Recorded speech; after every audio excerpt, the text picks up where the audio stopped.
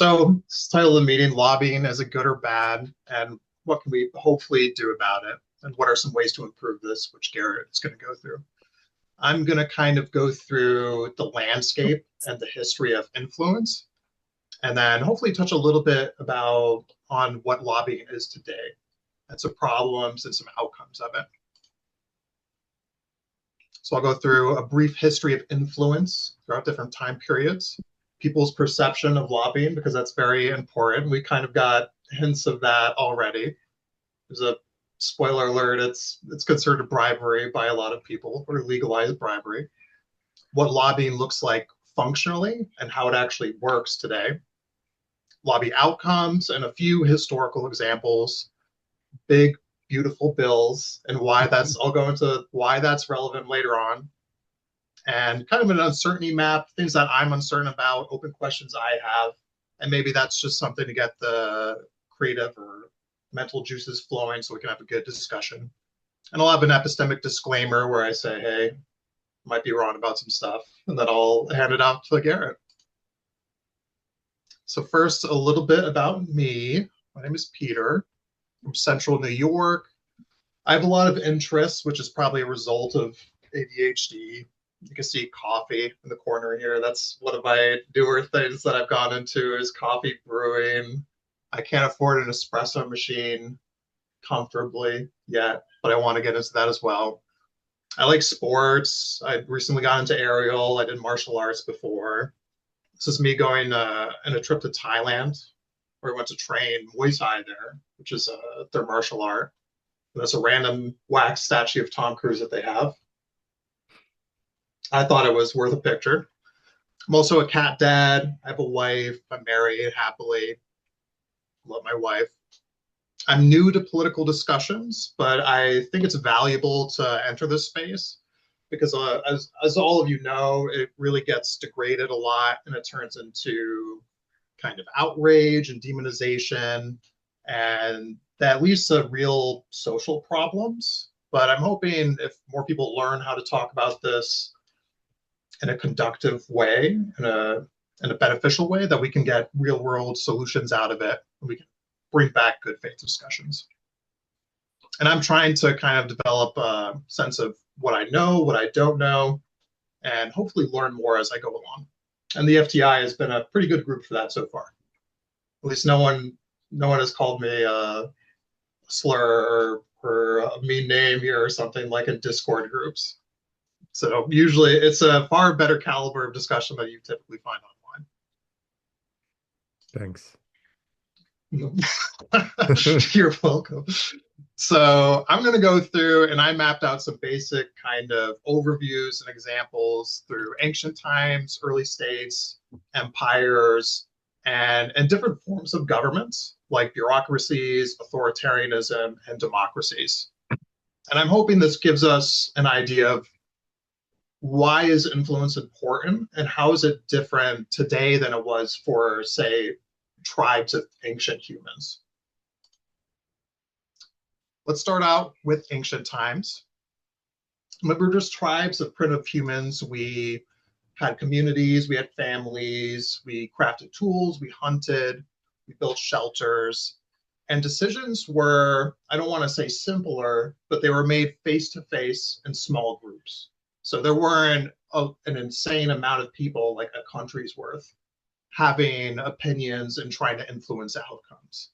These outcomes were dependent on competence usually. So you might listen to the expert hunter more than someone who's less experienced or someone who has been known to find medicine, be a good scout. You're going to favor them because they're competent. And really reputation mattered here more than identity or anything else that comes into play here, or charisma. I'm sure charisma had some effect back then too, but people are social animals and they wanted to cooperate and they valued competency so they could survive. Because if you trust the wrong person, then you might not survive. Some constraints for this. Everyone could see who was competent and who wasn't. This isn't true nowadays. If you move to another big city, then you won't know which of your neighbors are confident, which ones are trustworthy, what the reputation is. It might be true in a small town, but operating in a large country, this isn't true anymore. And it's very likely that there were some dominant personalities. Like if the alpha male hunter was super confident, they probably ran the show and they were one of the head honchos.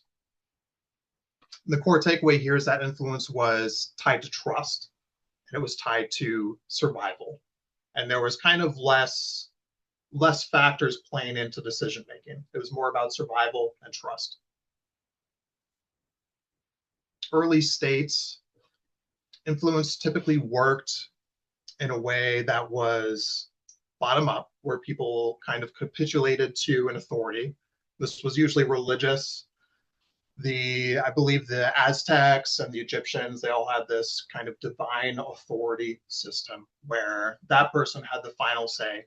So if you wanted to influence the outcome of how the society was ran, you had to either buddy up or you had to give something to this power. And some constraints here were it wasn't scientific exactly. There was some engineering back then, which was very impressive from what I understand. But everything tied back to this view that there was an absolute authority and it was a person. And they were automatically the ruler when they afterwards too. And this means that there were elites that formed, there was a caste system. The farmers couldn't go up to the divine authority and request something, and maybe something bad would happen to them if they tried. Instead, the nobles, priests, and things like this, they had access to it, but no one else did. And this is where you started to see influence become institutionalized. It was just in ways that we probably would not like to see in our modern day society. Early empires, main takeaway here is access and patronage was dependent on how close you were to the rulers. You'll see here in the bottom, this is actually Game of Thrones. This isn't a real kingdom or anything like that.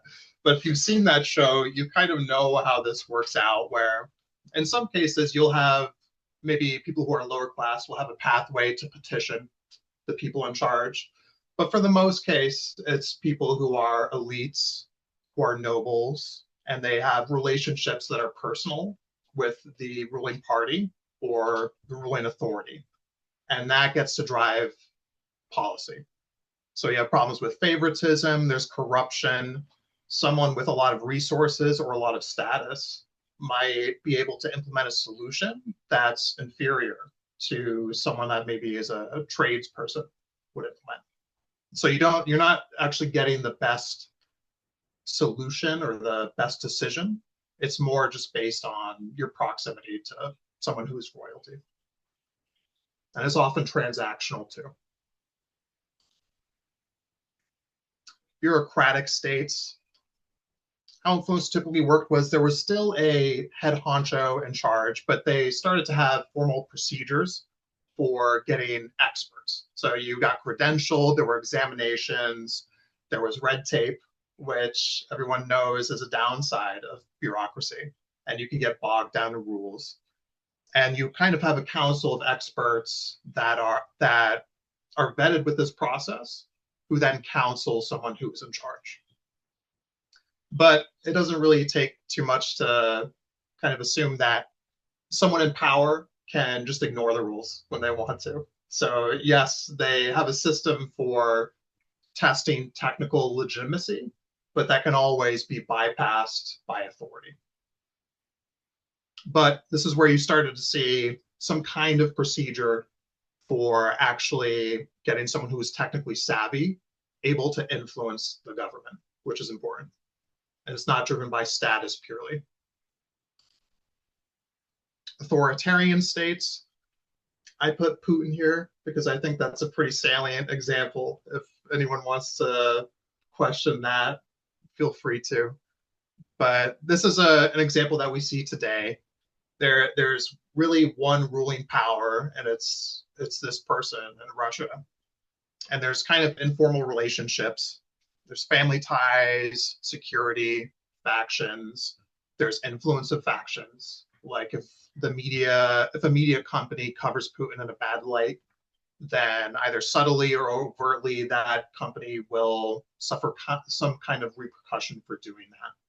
Or conversely, one that covers them favorably will be rewarded. But a lot of the influence is behind a wall, so that this is not transparent to the public. And I also put Highlander over here. If anyone knows that, there can only be one. I think that's fitting here. For those of you who don't know the movie, this villain basically kills other people to take their power and just accrues power and influence really at the expense of other people, and really just values his own kind of lust for power over everything else. Needless to say, there's some problems with this. There's no way for the public to contest this influencer rule. Thank you. So someone was unmuted there. And you'll see this. I saw a clip of Putin being very surprised to the press. I think it was it might have even been in the White House, where they were asking a question to Trump that portrayed either him or Putin in a bad light, and he was surprised by it because he probably doesn't allow that in Russia. It's my understanding that just doesn't happen there anymore, because they've I believe subtly just kind of done away with that. So there's no dissent, and therefore there's no way for there to be for the public to stop a bad decision from happening that's top down. It can be arbitrary. It can be based on his ego, these decisions. It can be corruption. And there is, say in Russia, there are rich people. They're allowed to have freedoms. And this is a bit of a conspiracy theory, although I don't suspect many people will contest it. But you have a lot of examples of Russian oligarchs being sometimes overtly assassinated, but sometimes falling out of buildings and things like this. And the theory is that these are elites who fell out of favor with Putin. So something bad will happen to you if you either piss him off, in a word, or if you defy him. But if you get on his good side, then you might be rewarded. There might be some transaction. So this is all tied to one person, and influence is there. It's just you can't see it, and there's no accountability for it because you can't intervene and stop it, which we don't like. I would think everybody on this call would agree. And then we have democracies. We elect leaders, not policies, ideally. And then organizations and groups of people form together, and they provide information, they provide technical know-how, or they provide advocacy for problems. And they try to pressure politicians to enact policies that help them. And this is where lobbying comes into play, advocacy, media, whistleblowers even. So there's more regulation, it's more transparent, and it's more formalized. So you have a good mix of those. Obviously, there are still problems where if you have a lot of resources, you can afford to put a lot of lobbying effort into changing policies. And we'll get into that in a little bit. You also have competing interests, public scrutiny, and you have a lot of complexity too, which we'll also get into. And we don't really need to, it doesn't take rocket science to realize that lobbying is very much distrusted by a lot of American people, I think. And there's good reasons for that too. Overall, with this historical view, we can see that influence has existed throughout time. This isn't something that will just go away. And this is kind of how humans do things. This is how we get together, how we make decisions as a group when things are uncertain.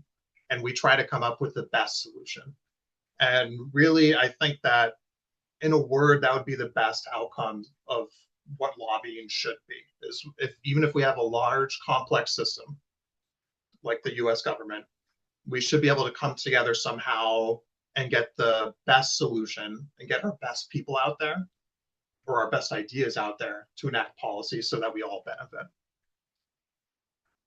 And really, I just wanted to communicate that this isn't a modern thing exactly.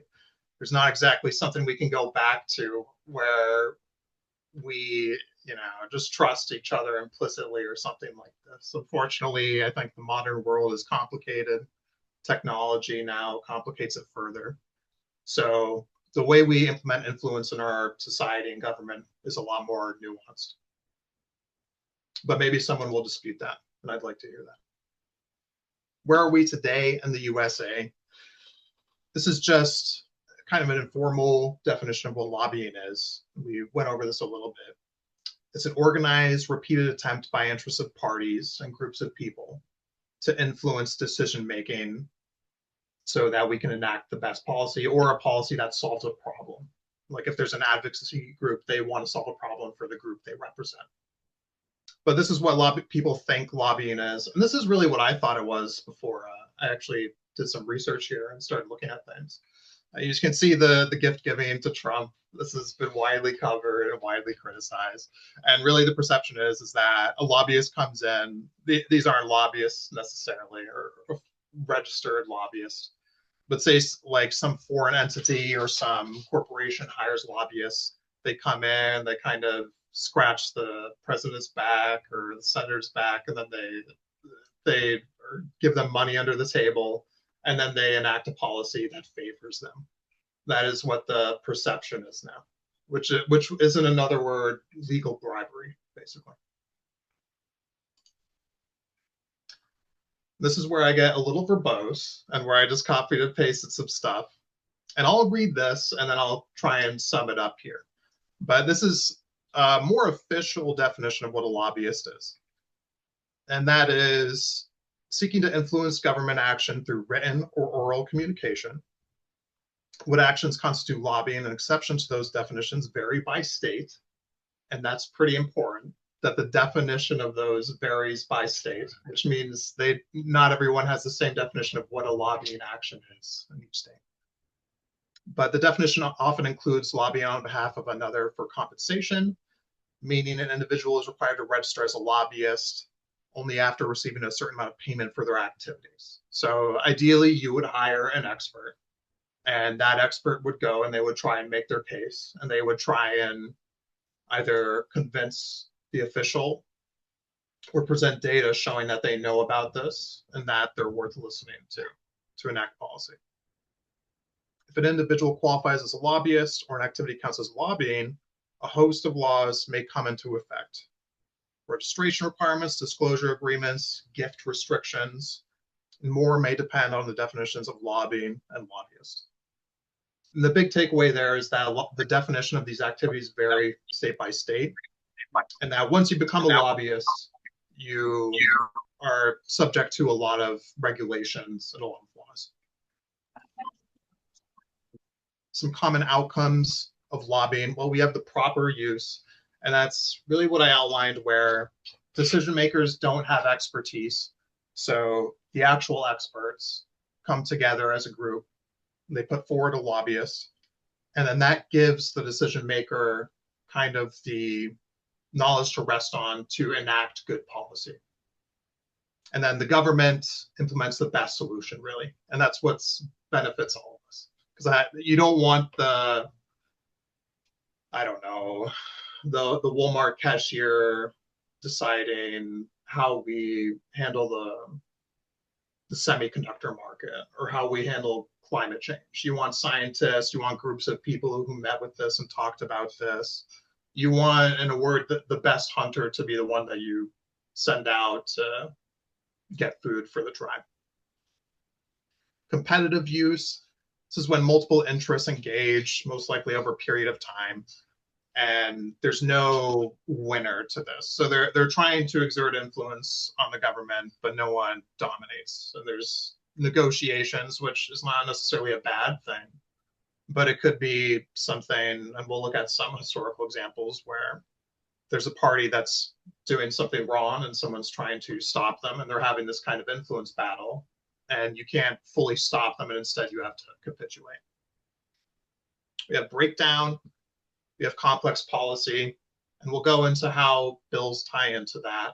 There's a lot of issues that a government has to address in modern times.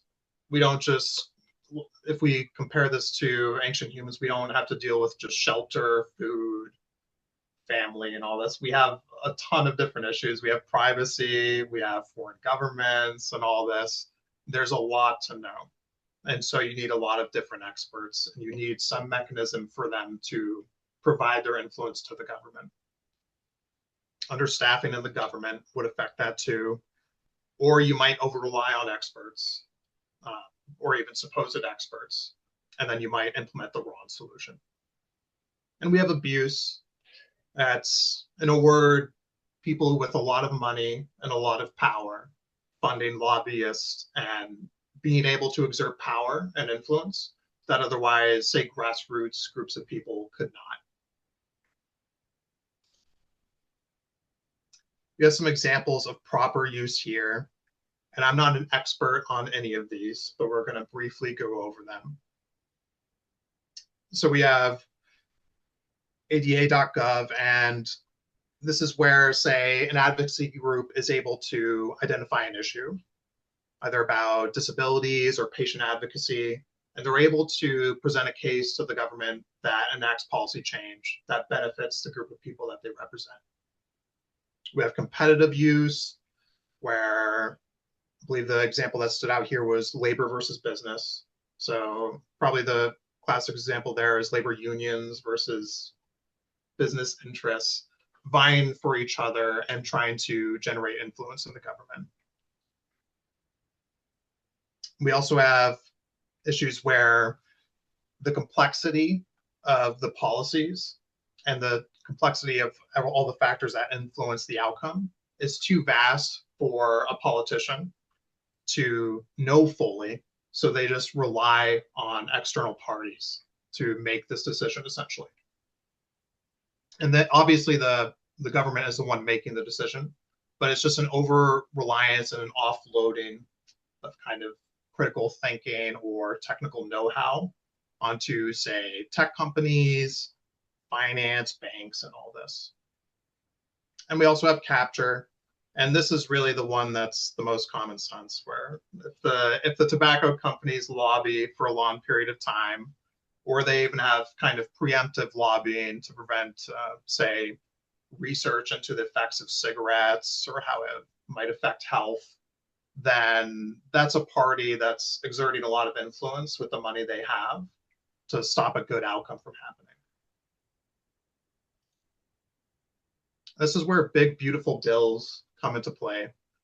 This is just one bill recently that I pulled up. You can actually go to congress.gov and you can find these and just download them. And you can see this is 208 pages long. And really, the way this happens is a lot of issues and a lot of decisions get rolled up into one bill. So why do you need lobbying here? And what is the problem here? The problem is that there's a lot of problems and there's a lot of decisions to make.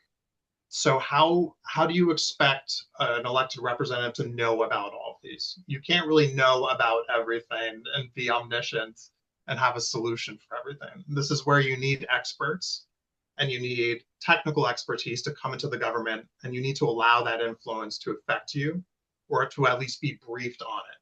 Obviously, someone isn't going to become an engineer or an expert scientist overnight, but they can have the experts come in and give them what they think the best solution or the best policy is.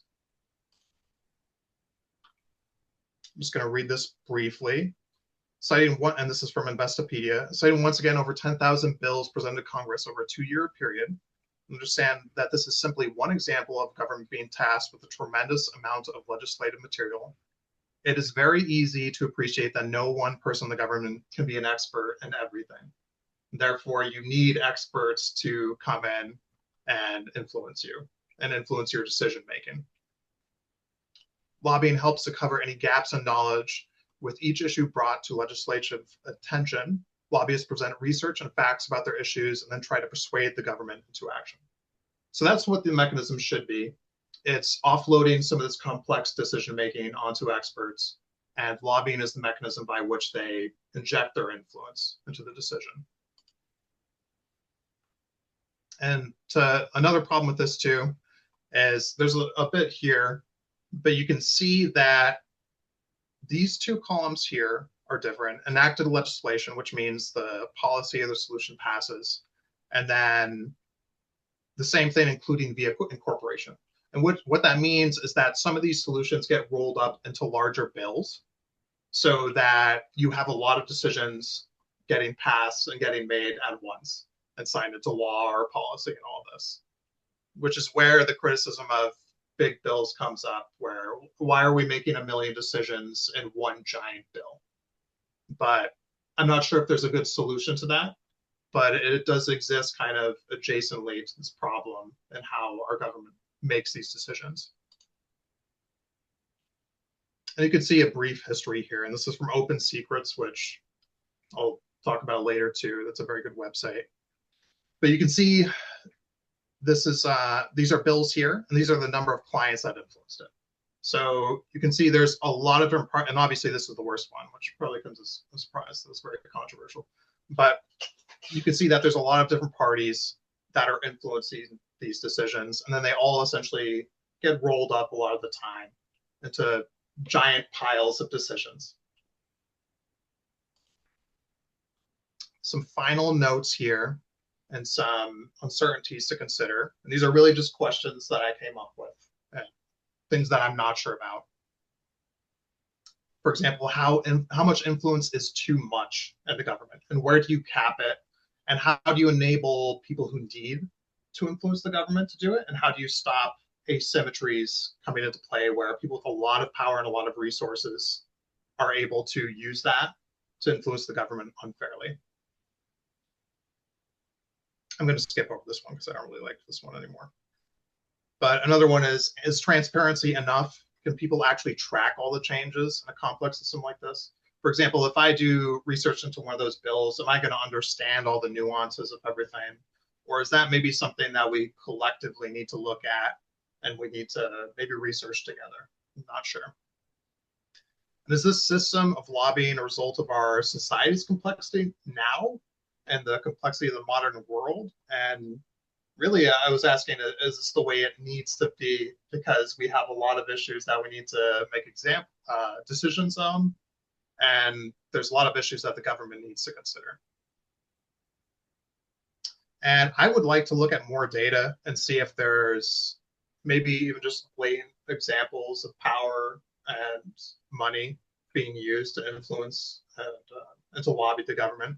I would suspect there is, but I don't know that for sure. Another question is, when would restricting lobbying cause harm? And I think the answer here would be a little more nuanced. I can probably think of examples where a company would need to lobby in order to, say, protect an industry in the United States. And if they didn't have the mechanism to do that, maybe that would actually be harmful. And you would actually stop the government from being informed of legitimate issues that impact a lot of people. When is it acceptable for a foreign entity to lobby our government? I think that one's going to be a little controversial. I'd like to hear people's thoughts on that. And is it a problem that definitions of lobbying and lobbying activities vary by state? That one was very surprising to me. And that was very strange. And I'm not a legal nerd, so I don't know how that factors into laws and regulations. I would think that you would have laws at a high level that apply once you fit those definitions state by state. But that is very strange to me. So I'd like to hear thoughts on that, if anyone has any. And an epistemic disclaimer, which epistemology is just the study of how we know stuff. So really this is saying, how does Peter know what he's talking about? And some stuff to go over here is just, this presentation is focused on the mechanism. I'm not providing a moral judgment on this. Really, I'm just trying to be curious and give a map of the landscape. And then I'm going to hand it over to Garrett. And I'm not providing a moral judgment on this. I just wanted to investigate this a bit and hopefully get people in the mode of asking questions. And there are quite a lot more examples and data to analyze here. Open Secrets seems like a very good resource, so I would encourage people to go there and look at that. I also prepared this under some time constraints, and I used AI a lot. But I typically use it to point me to resources, and then I'll go and read those. A lot of my time was spent on Open Secrets and just browsing different articles on the internet. And I would like to put together a full kind of reference list that I use and provide that. I just don't know where to provide that, but I can talk to you about that after, Kara. And also corrections, feedback, further discussion is welcome and appreciated. And I really hope this gave you a map of influence, lobbying, hopefully a little bit of how it works and how it actually looks today. And this is a page for some further reading. These are some of the resources that I use. Like I said, Open Secrets seems like the most thorough one, and they have quite a lot of articles on this topic too. So I would encourage you to go look at that. All right. At a high level, we defined lobbying. We kind of figured out what it was, I hope. We placed it in a historical context, and we mapped some of its outcomes. I would look forward to seeing more outcomes, or if people know more examples of outcomes, I'd love to hear that. And I hope I kind of identified some trade-offs and uncertainties and got us thinking about this a little bit. With that, thank you all, and I'll pass it off to Gareth. Thanks so much, Peter. Great presentation. I'm gonna share my screen now. Uh, two. And Peter, what I'm going to suggest is that you take your list of questions and maybe um, put it up put it up after my presentation, so that way people have sort of things to think about during the Q&A session. Does that make sense? Yeah, yeah, that sounds good. I'll just share Cool. my screen after if that works. Yeah, yeah. After I'm done, that'd be great. So I'll introduce myself. I'm a software developer turned award-winning software inventor in North Jersey. I'm now a serial entrepreneur. My hobby is writing and discussing practical philosophy, which led me to found the Freethinker Institute, of which I'm the executive director, which is the group that brings you tonight's event, as was mentioned earlier. We are a not-for-profit looking to support and empower members to be always be polite. That's the one thing we moderate for, which is why Peter mentioned that we often talk about divisive topics without insults, because we do moderate for politeness. You're allowed to say things that are unsavory, but they have to be said politely. We want to help members always be polite, be the best version of ourselves, to seek truth and to be fair. So if those sound like four good North Stars to you, you might like the FTI. And I'll put a little bit more. I'll put the link about the FTI in the chat again because I'm not always so good about doing that. Um, no, I guess I won't. Someone else might do that. I had a bug. So we have free events like this one every Tuesday evening, covering a wide range of topics not typically covered in academia or industry. And we have weekly members only events to apply practical wisdom into our daily lives. We also have in-person events in North Jersey and New York City. So if anyone's in North Jersey or New York City, you can email me and I will add you your email to the calendar link so that you get those events, or you can just subscribe to if you see all the meetup events, you can subscribe to the Freethinker Institute meetup and they'll all be there too. So that said, that's my kind of typical introduction as people that are regulars are familiar with. I'm going to talk about a potential solution to the lobbying problem as I see it. And I think that understanding the problem is key to being able to solve the problem, because if we don't understand the real root cause of the problem, then the solution may not actually solve the real root cause. And I'm going to try to make the argument, going back to what Peter said about ancient times when survival was at stake, about who could influence who could influence the tribe, basically. And someone in the comments mentioned that there's a lot of historical or a lot of current knowledge says that tribes were run fairly democratically.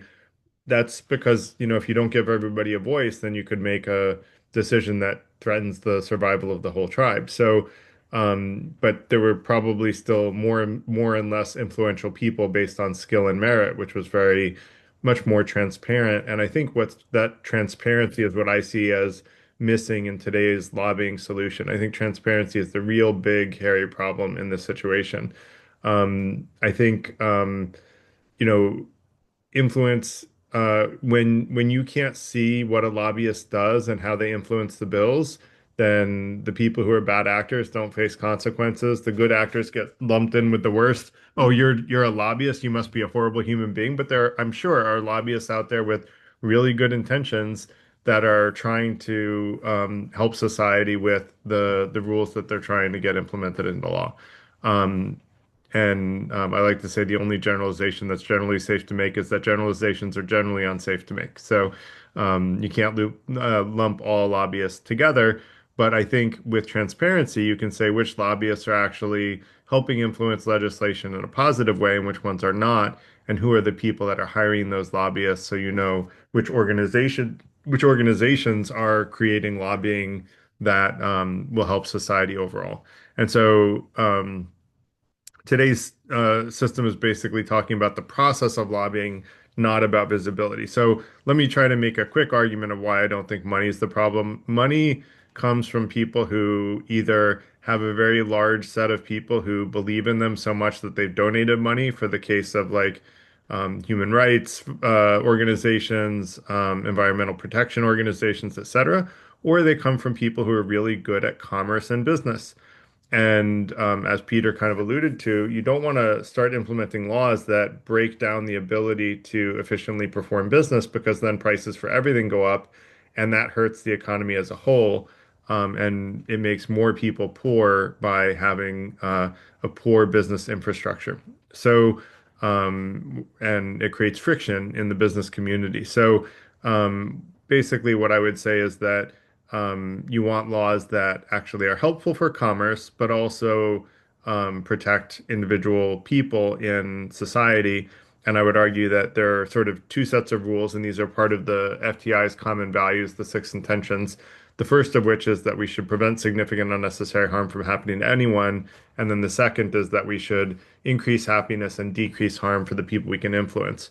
And I would argue those should be kind of the guiding principles of laws in general, achieving number one first, always, and then number two, as much as possible, increase happiness and decrease harm. So um, basically, I also think that there's a difference between there being money and lobbying, which is people that are proposing laws and hopefully, in my solution, a transparent way, and between people who are elected representatives, which are deciding what laws get passed. And I think getting money out of who gets to pass the laws is really important because our elected representatives should not be bought, because that basically means that our laws will only be decided based on who gives the money. And there have been lots of studies on this. Open Secrets is one, the Sunlight Foundation is another. They've showed time after time whoever gives money to a politician gets the laws passed that they want passed. So if you follow the money for people giving money to politicians, it's very clear that people can buy influence, and it's happening uncontrollably because of Citizens United, which we did another event on if you want to look that up in our YouTube channel. So, potentially the worst Supreme Court decision in modern history. Um, and basically, I would say, I think it would be interesting to take money out of like politicians, and they're getting into places of power entirely. There are times where each politician in the world, where each politician gets an equal budget as long as they have enough support to qualify for running for an office. So basically, the idea of radical transparency is not to ban lobbying, it's to say, let's know who's lobbying, who hired them, and what they're getting done so that we can have transparency and then people can pore over the data. And I'll talk about what data. And basically, I think it's literally all communication between lobbyists and anyone in government has to be 100% transparent. So if you're not familiar with the hedge fund. Oh shoot, I'm blanking on their name. Bridgewater in Connecticut. Bridgewater has a culture of complete transparency. When meetings are there, like every meeting is recorded, and people get a reputation score within the organization for like how effective they are. And people who are more effective get more influence. Now, that's, a place where if everything's recorded, then you can go back and say, oh, no, you didn't say this, you said that, and you can go back to a recording and find it. I think that same level of transparency, or even more so, should be there between lobbyists and anyone in government. So people can scrutinize those interactions between lobbyists and government officials. Making that public, especially with modern AI, where you can sort through large amounts of information very efficiently, shifts power back into a public sphere where there's transparency about who's influencing what and how. Um, there are laws that I've mentioned in past events where I worked for a big corporation that had a lobbying, arm, which passed a law that saved our company money in a way that small competitors were not able to copy because they just didn't have the financial resources to do it. That gave us, as a big company, a big competitive advantage. I unfortunately inherited that project, had to implement it. It was one of the reasons that I left corporate America because it just didn't feel fair. And fairness is, one of those four of our North Stars in the Freethinker Institute. So, transparency is not about enforcement, it's about using public opinion to influence. And so, companies basically are responsible for who they hire. The lobbyists are responsible for how they behave because it's all public record. The legislators are accountable for who they listen to and what legal recommendations they take from those influencers. And so the influence is still there. And I don't think it's the influence that's bad. And just to make a case for that, um, the whole reason that lobbyists exist is because before lobbyists, government was making decisions that really negatively impacted business in a way that hurt all citizens. And that's a big problem because everybody ends up suffering, not because of not th there not being a better solution, but just because, as Peter mentioned, the legislators don't have the expertise to make a well-informed decision about those topics. Someone in the chat had a great suggestion, which is have the government choose an objective person from industry. The problem is, how do you know that that government person is objective enough to choose an objective person in industry? And the problem is, like I would say that our current government is not going to be the best at choosing an objective person. Other people may think they are, but my opinion is that they're not. And probably if Biden was president, Republicans would say he wouldn't choose an objective person. So how do you deal with that? I like the free market solution. The free market solution is let everybody influence and give transparency with my solution.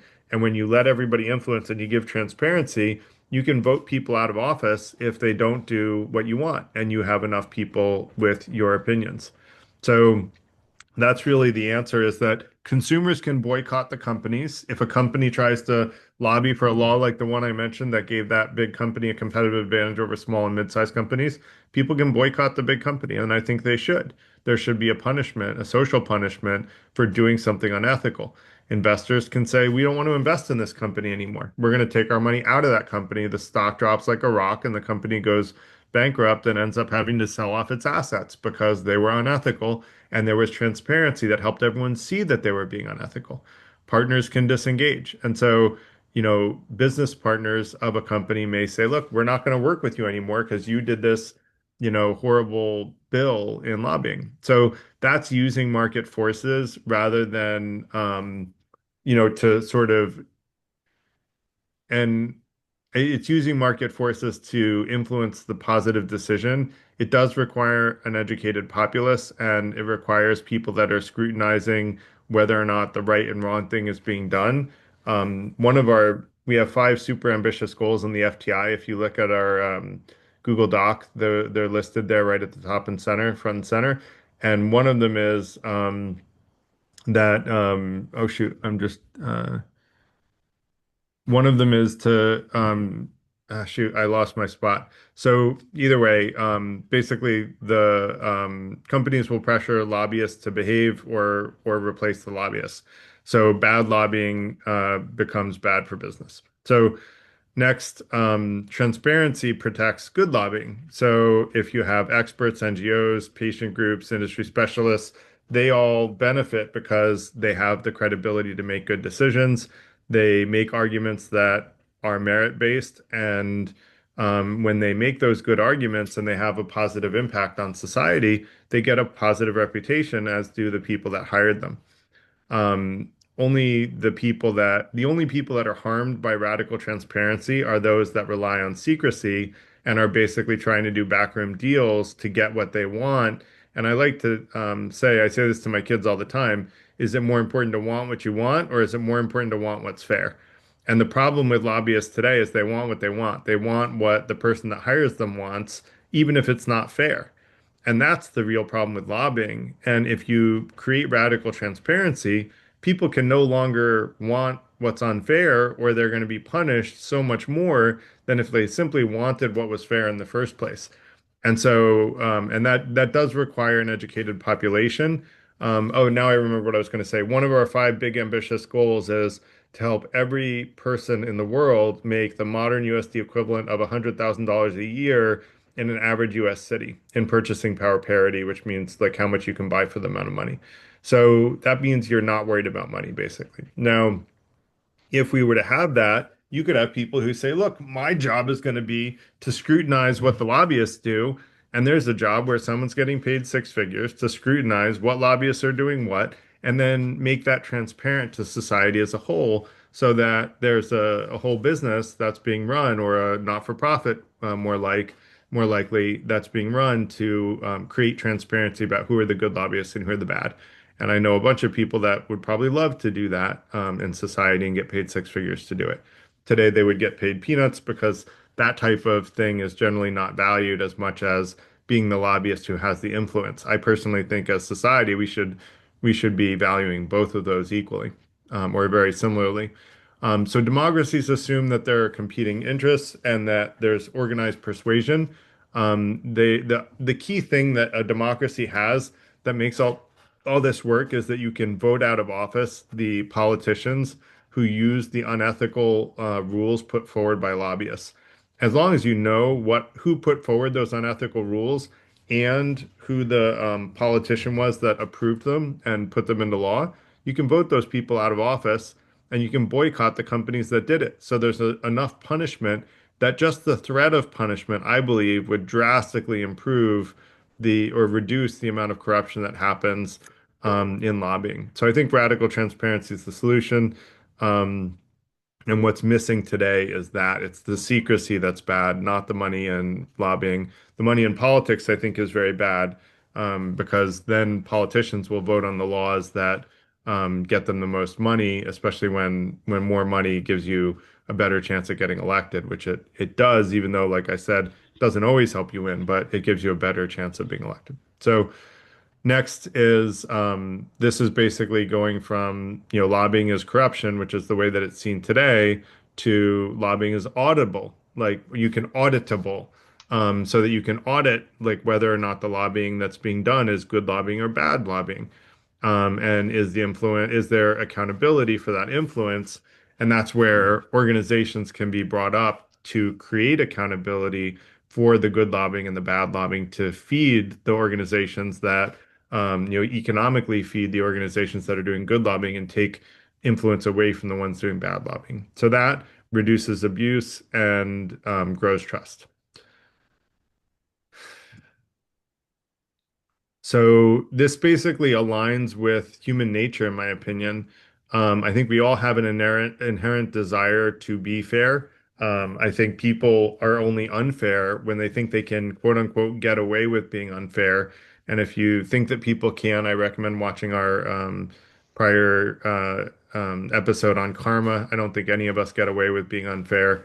It catches up to us one way or another in this life or the next. And peer-reviewed research says we reincarnate. So if you don't believe in that, which I never did until I had a logical reason to believe in it. It's an interesting topic. So anyway, it aligns political incentives, market incentives, and ethical incentives. So that's what's so important about radical transparency. It aligns all the incentives, which was one of the things that I've worked really hard in my life to get better at, is making sure everybody has the same incentives. And doing that creates what I like to say is where there's a win-win, I'm in. As long as everybody wins together and nobody wins unless everybody wins together, then you solve what's called the prisoner's dilemma in economics, and you make sure that everybody has the vested interest to win together.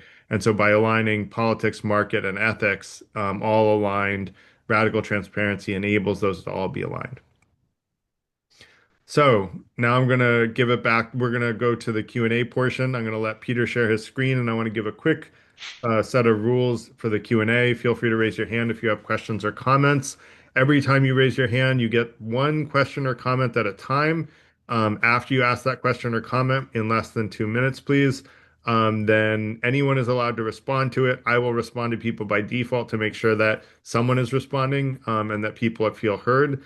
And then we can just go around for a while on that topic or comment or question, and then we'll go to the next comment or question, which is the next person that has their hand up. But to just give a response, keep it to less than 20 seconds or so, but feel free to just jump in after someone finishes speaking. So, Carl, you are the first hand up.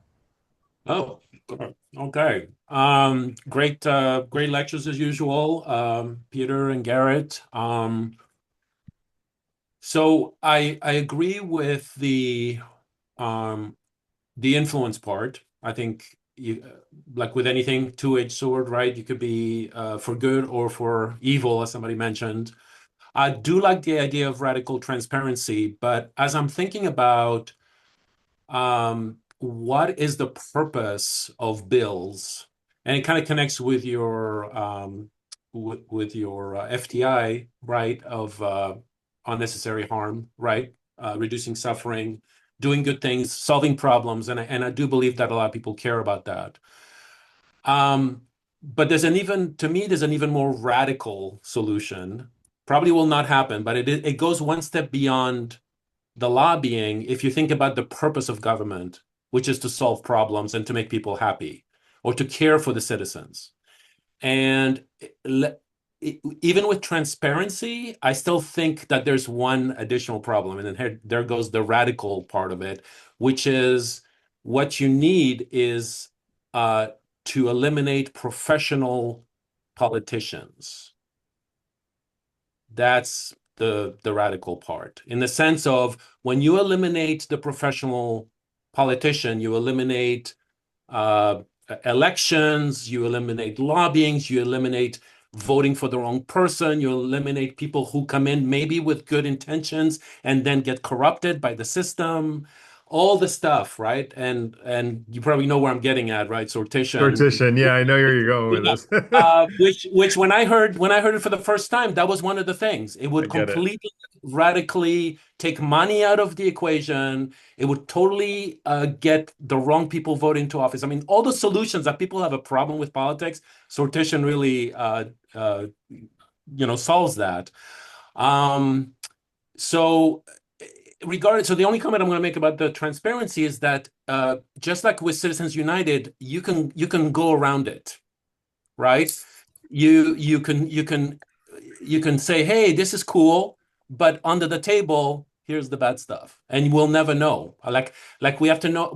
Like people will find a way against the transparency, unfortunately, which is the problem. As long as there's money, as long as politicians care about being reelected and really only care about themselves and getting reelected and all this stuff, than actual solving the people for the problems for the people. So, but Monday, Tuesday, Thursday, no. Monday, Wednesday, Thursday.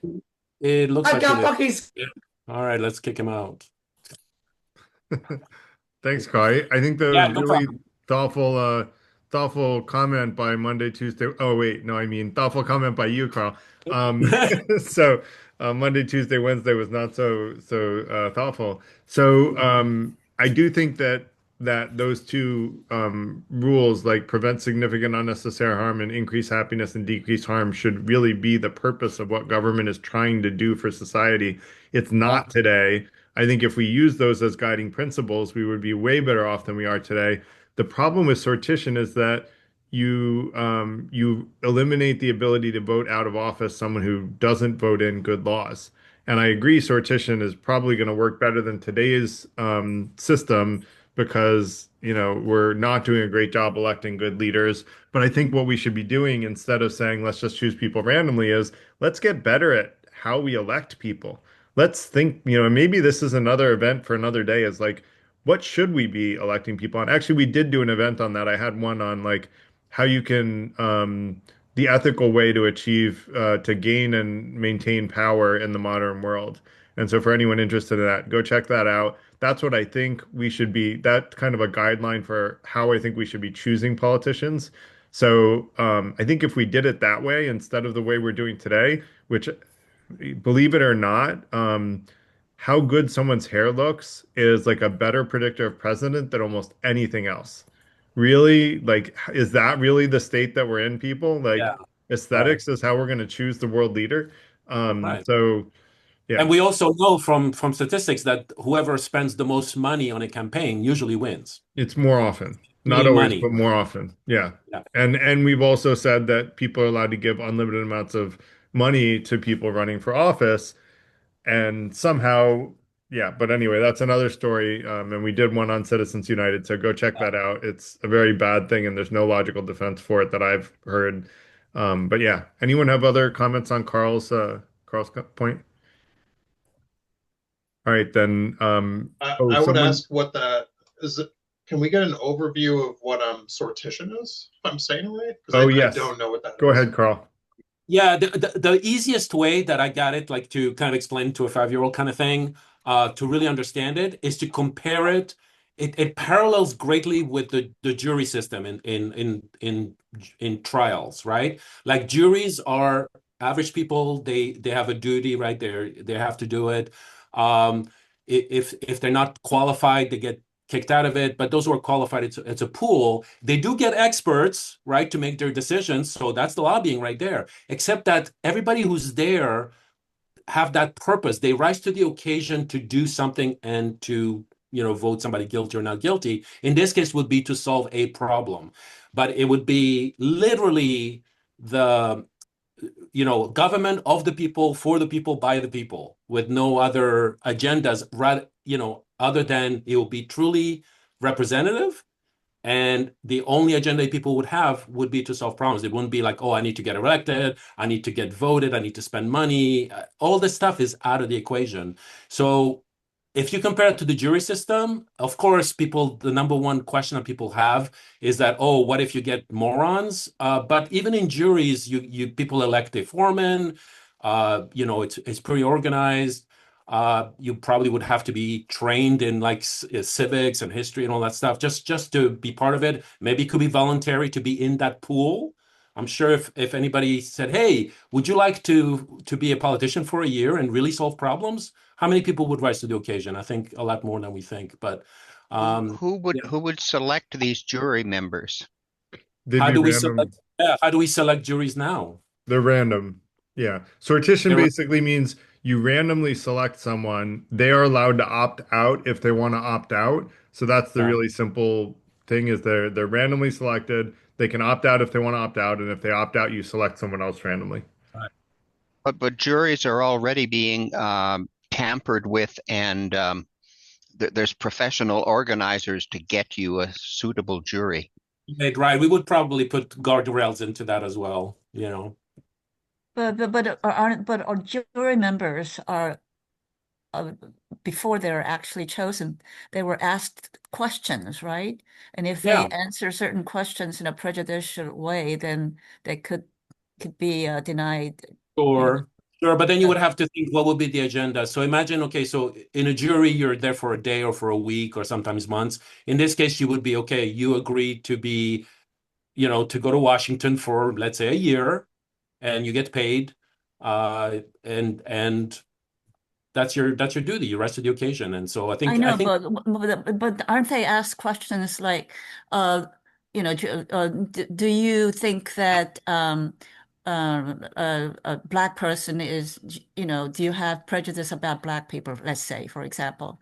right, And if they answer a certain way, they could be disqualified from serving on that jury, for let's say, Right. right. The right? problem with doing that with politicians is then who gets to make the quiz, right? And if Yes. the outgoing politicians get to make the quiz, then you have more or less, authoritarianism because they'll just create a quiz that says these people are going to be just like me anyway.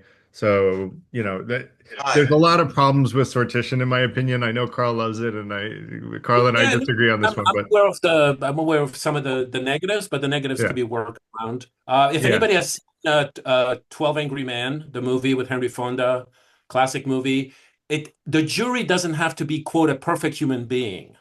I mean, they had in that movie, they had somebody who was a racist, somebody, I mean, they had everybody, literally representative of the humanity in the Right, country. But they still doesn't were the able to make good decisions based on discussion and Socratic dialogue. I would actually point to 12 Angry Men as being one of the problems with sortition, right? So you have one person, the juror number 8, who's Yeah. effective at convincing everybody to turn to his perspective.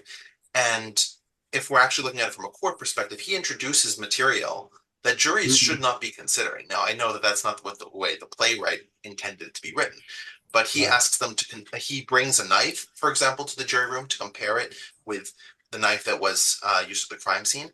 That's not legal for a jury to do, Right. as an Yeah. example, right? Yeah. The problem that I'm trying to get to is that sortition allows for a number of people to be placed in political office who are open to persuasion outside of the rules of the governing office to which they've been given. So I could easily imagine a lobbyist approaching somebody who has been sorted into power, and I could imagine a civil rights group talking to this person. And I could imagine another sortition person who is more erudite or more educated, or more persuasive, talking to this person. And this person is going to be played by a pawn by one of the three of them. Right. So I'm not convinced that this is a way of getting rid of political influence. I think it just externalizes the influence. And we're also not saying that the jury, let's call them the jury, is the top level. I mean, they could easily vote, for example, on senators who would make the final rules as Let's well. But if you don't mind, let's go on to something else. yeah, We do want to do an event on sortition because Carl loves the topic and he's he's the host when I'm not here, so we do want to do one. But let's let Philip go. So, I think that this tradition of lobbying the government is the latest iteration of um, the historical norm in the West, which has its roots in the political fragmentation of the European continents and the power of the aristocracy relative to the central government. So I'm inclined to think that for the last 2000 years, you don't really have a strong central government in any European state for a long stretch of time. It's almost always that the aristocracy, the nobles, is able to capture the mechanism of the state. And sometimes those very nobles is able to challenge the power of the central government and consolidate the state into one. But anyways, that's my historical understanding of it. And I don't think that this problem of rent seeking, we've the problem of revolving door or the problem of campaign financing could be solved. Um, it's a deeply culturally rooted thing. Um, yeah, that isn't going anywhere. Well, Thank you. do you see, Philip, like a reason that radical transparency in the way that like laid out would not solve that problem of money in lobbying? I would imagine that there is enormous cultural pushback against any kind of solution. Again, Americans or Well, European. let's just assume you have a magic wand and we could get people to agree that radical transparency would become law. If we could get that, would it be a good solution? The second thing is, can we get that? But the first thing is like, is it even a good solution worth going after? Would it solve the problem? Ooh, do you know feedback systems? I mean, Yeah, so our society is made up of many different feedback systems. right. There's a political system and then there's a cultural system. Whenever the economy is not doing well, it means that certain politicians are gonna go to hell. And then, so there is that kind of pushback.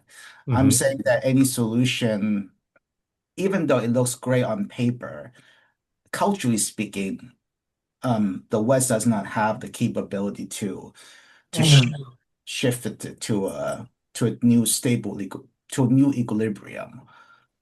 Negative.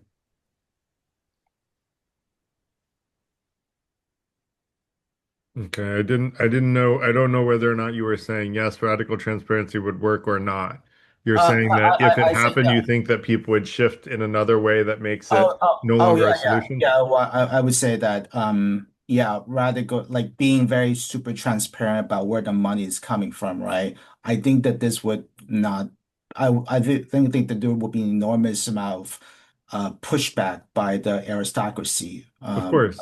this Yeah, group. yeah. But if So we because of if we were to that, able to get what I proposed to be passed as law, could you see it actually solving the problem would give it a probability of 1 in 1 million. It would not be possible. of solving the problem? Yeah, not solving the Of problem. getting it Yeah, accomplished. yeah, Yeah. because of the special But interest. let's Yeah. step aside from that. If we could get it accomplished, do you think it would solve the problem? It's all like if pigs can fly.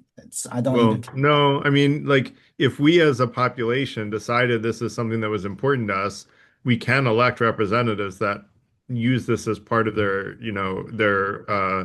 their agenda, right? We can say, we can demand that politicians do it and ask people to run that care about it. Now, this isn't my one issue vote, so I wouldn't necessarily do it on this, but Yeah. I mean, Again, I would love it, but this is sort of right. like if pigs can fly, then I would kiss a pig. That's not I will possible. take that as a yes, it would work, but Yeah. I don't think it's realistic. So Yeah. let's have Ed go next. Okay. Thanks, Philip. Good to see you. All Hear right. you. Thanks, Sorry. Garrett. Go ahead, I Ed. want to give a bit of a yes and to your solution, Garrett. Yeah, please. Now, one of the things that I hate about American politics is that politicians, like representatives, have to spend all their time fundraising. Yes. It's like basically their real job is being a telemarketer. Yeah. So be absolutely open and transparent about how much money politicians need to get elected. And then with this radical transparency, literally like charge for emails. Dear lobbyist, you can send an email. It costs $250,000. The money is there. You're going to get it anyway.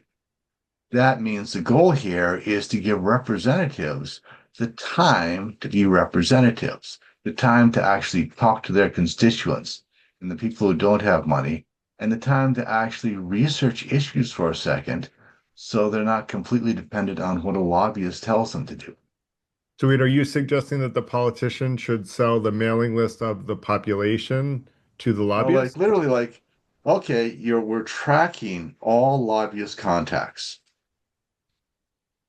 Lobbyist, I want to send an email to Senator Murray that's $250,000 into her reelection fund. And it's very mercenary, but that flow is happening now. It just makes it transparent and makes it time efficient for the current senators and representatives. But wouldn't that mean that instead of raising funds from the population, like the citizens, they would raise funds from the lobbyists instead? Well, right now, that's what's happening. We're doing that anyway. They're getting it from lobbyists. Right. Make that transparent and make that, frankly, time efficient on the senators. Now, Right. they can have general population funds, general giving, that can be there. Right.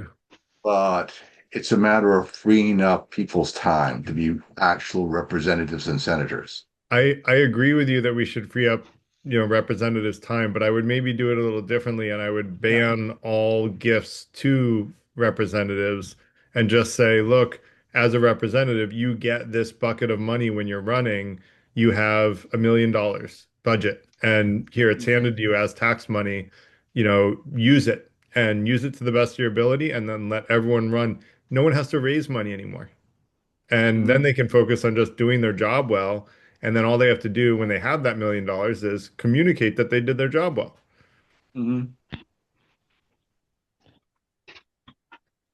Okay. Well, Thanks, that's Ed. also an interesting idea of.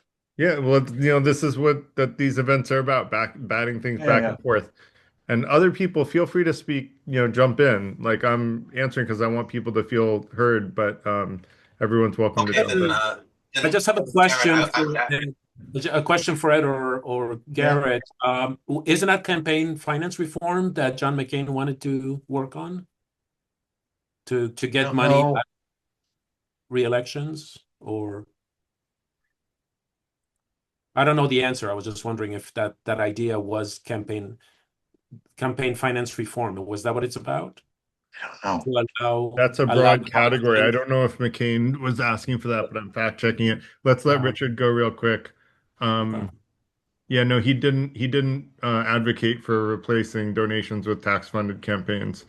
He No, it he was just wanted to regulate campaign money and limit influence of big donors. no, I But was basically just going to say that this idea of tax funding all the campaigns is what's typically done in Europe. It used to be done here maybe 40, 50 years ago in the United States. But yep, Mm, it's okay. it's a perfectly reasonable way of avoiding basically the race to fundraise. yep, exactly. And great comments in the chat, Richard. I was able to do the chat because when Ostrander was presenting, so I was able to watch the chat a bit. Um, Anyone have other comments for Ed? Then we'll go to Earl. How are you, Earl? Good to see you back. Thank you, Garrett. The reason I'm back is because there's an raining ice on the roads, and I couldn't go to the real philosophy meetup made of genuine people, so I had to go online. Well, But I'm thank sorry you for for that, but being I'm here. glad we have you. Thank you. The Premier of Ontario is equivalent to a state governor, and it's a large state, almost as big as California, I think. A court has recently ruled that the Premier of Ontario has to release all the records of his personal cell phone to the public. He has to release all his records. Now, the Premier is Doug Ford, and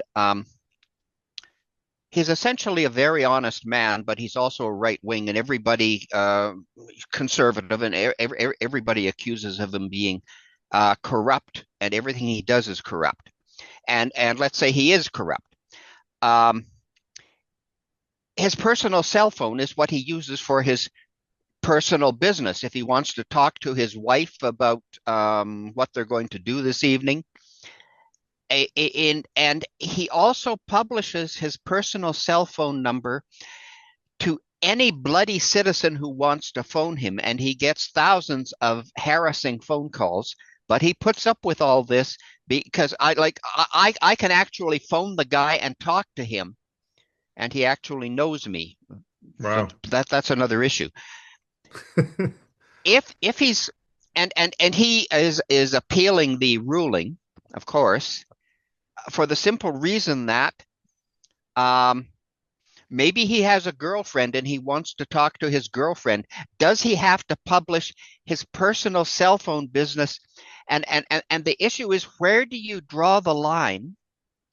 Because he does talk political business on his cell phone. Yes, if you're a developer and you want to talk to Doug, you phone him on his personal cell phone and he will take your call, even if you're a dirty, rotten, profitable developer. And we got thousands of those in Ontario. Where do you draw the line?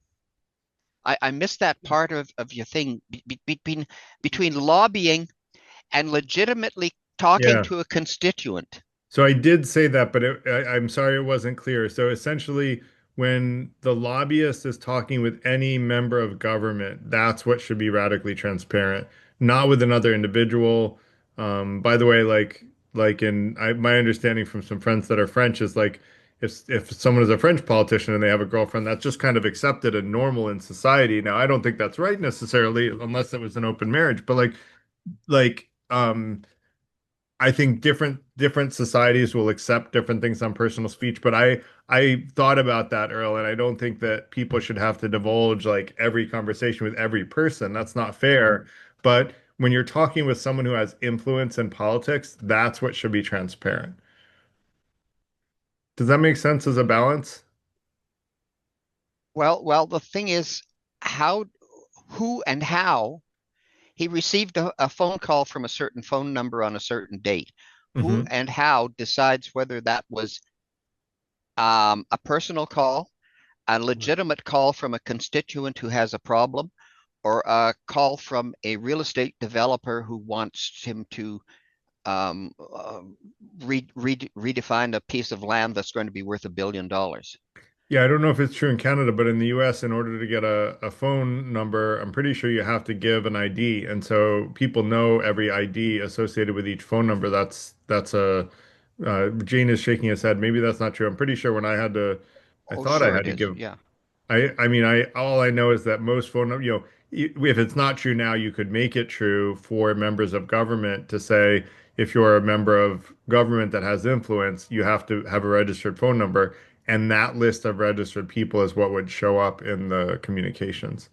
And Am these I, days, am I, the- sorry to interrupt. Am I the only one who thinks that the solution is to get a burner phone or another phone that kind of goes that's what around I the? was thinking about when Early said that this guy like has his phone number published. I'm like, he's got to have another phone. I But know, exactly. like I think you would have to say that a lobbyist that has a burner phone that, should get in a lot of trouble, right? Lobbyists should be registered. They should have to put their IDs on their phones. If you're a paid lobbyist and you have a phone, you need to give your ID. It has to be identified, no burner phones. And if you get one, you get in trouble. It's like, doing something, it's like killing someone. Yeah, people can kill someone even if it's illegal, but there's a big penalty. So most people aren't going to do it. Although it happens more often than I'd like. But you know what I'm saying is if there's a big penalty, then people are going to think twice about doing it. And you have to have a big penalty for something like that.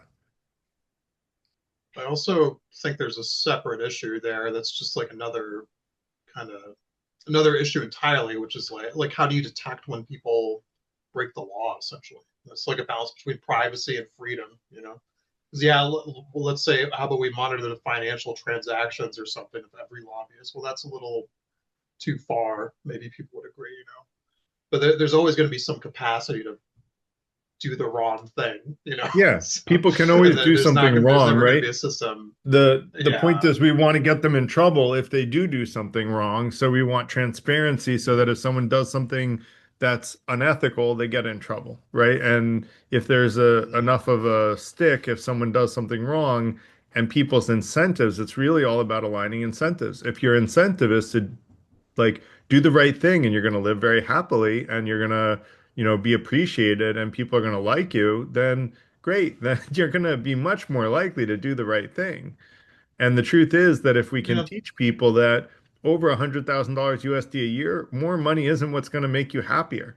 It's only going to have a tiny bit of happiness, even if you double your salary. Every time you double it, you just get a little bit happier, not much more.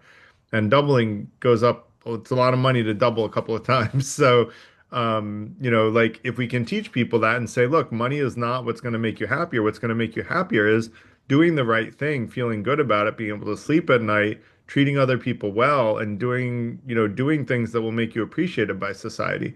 And if we as society watch our leaders and give positive feedback to people who are doing that, no matter what political party they're a part of, that's, I think, a big problem is people are so party loyal that they won't cross lines and say, and I appreciate uh, Fred, I think it was, that said he was a Democrat and now he's a Republican. He was open to a different perspective.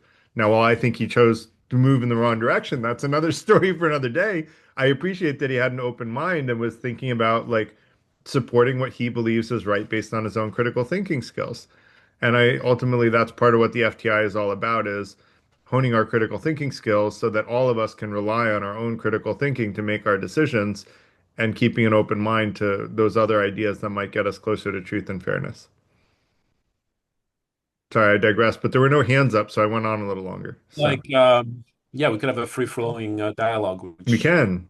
the ideal Socratic meeting. With no hands Um, up, it's all fair game. Go ahead, Carl. But don't go back to um, sortition. no, no, no, no, I won't. I'm just No, teasing you. I'm just teasing you. yeah. Oh, now I forgot what I was going to say. Sorry, Oh, Carl.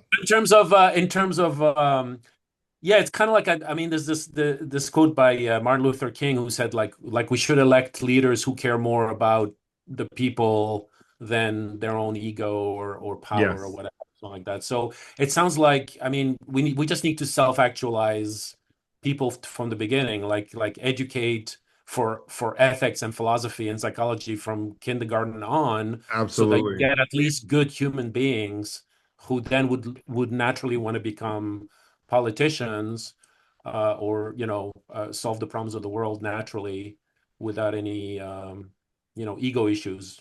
So Yeah, and actually, now that you say that, we had another event on egotism and why this isn't the right one. Maybe it is, maybe it's not. I'm not sure, but I'm going to put the difference between egotism and self-confidence in the chat for anyone interested in that topic. Hmm. But the other one is like why egotism, why I believe all evil comes from egotism in one way, shape, or form. And so I made an argument basically saying that egotism causes greed, anger, and misunderstandings. And so those are the three evils in Buddhism. And so I think egotism is the root of all three of those. So I think egotism is really the root cause of all evil. Not ego, by the way, which is just a sense of self. There's nothing wrong with that. But anyway, well, there is, but that's a whole other. well, I have a wild question, go real ahead, Jenny. quickly.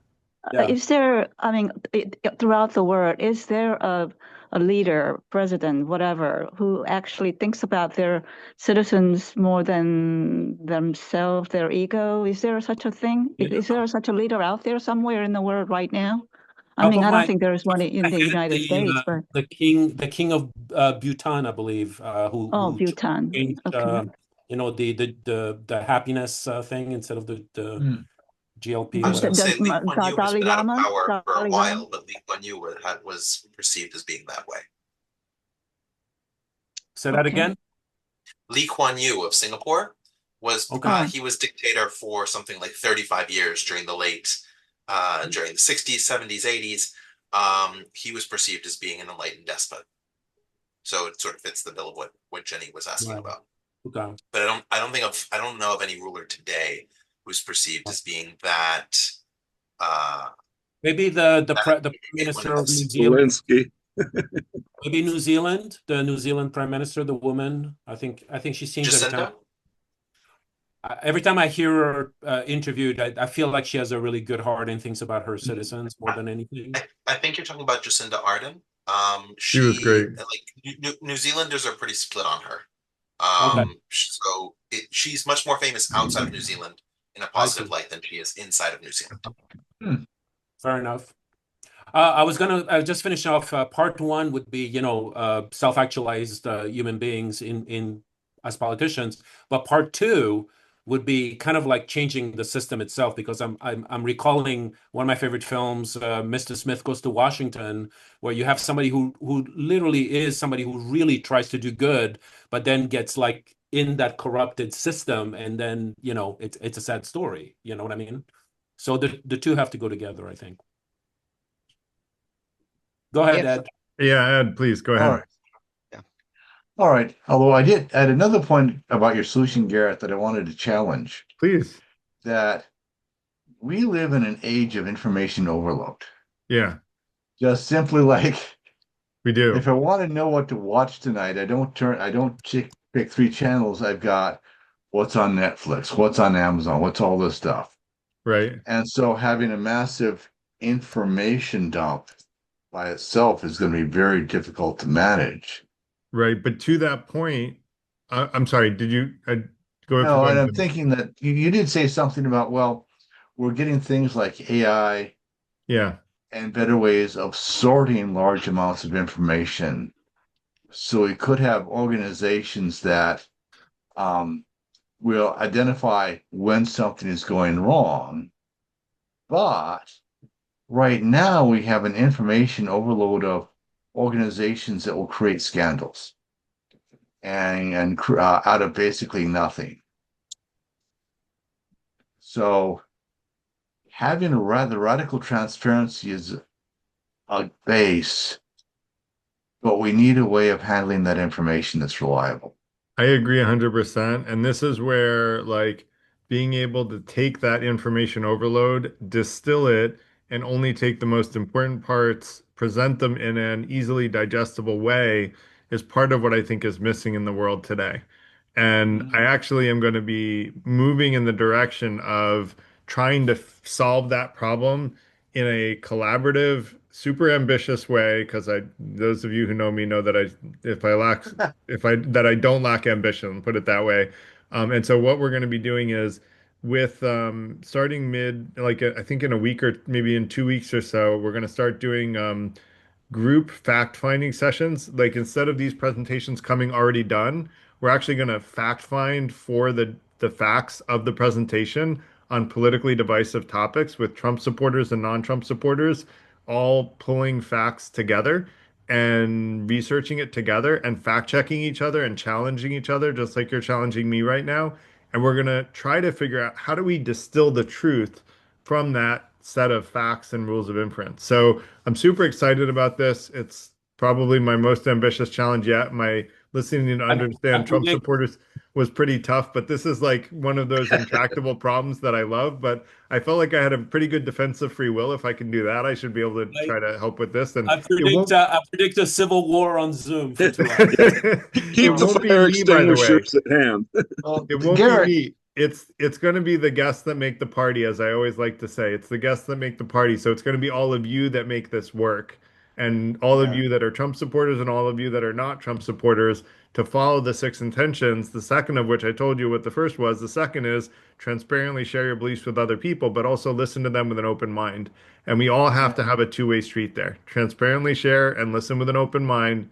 And if we're all trying to seek truth and fairness, which my friends that are Trump supporters and non-Trump supporters both agree, they all agree that seeking truth and fairness is what it should be about. And when I say yeah, fairness, I mean prevent significant unnecessary harm, increase happiness, and decrease harm. So if we do that, I think we actually can come together. We won't agree on every fact, but we can agree on some of the facts. And the facts that we don't agree on, we can say why we don't agree.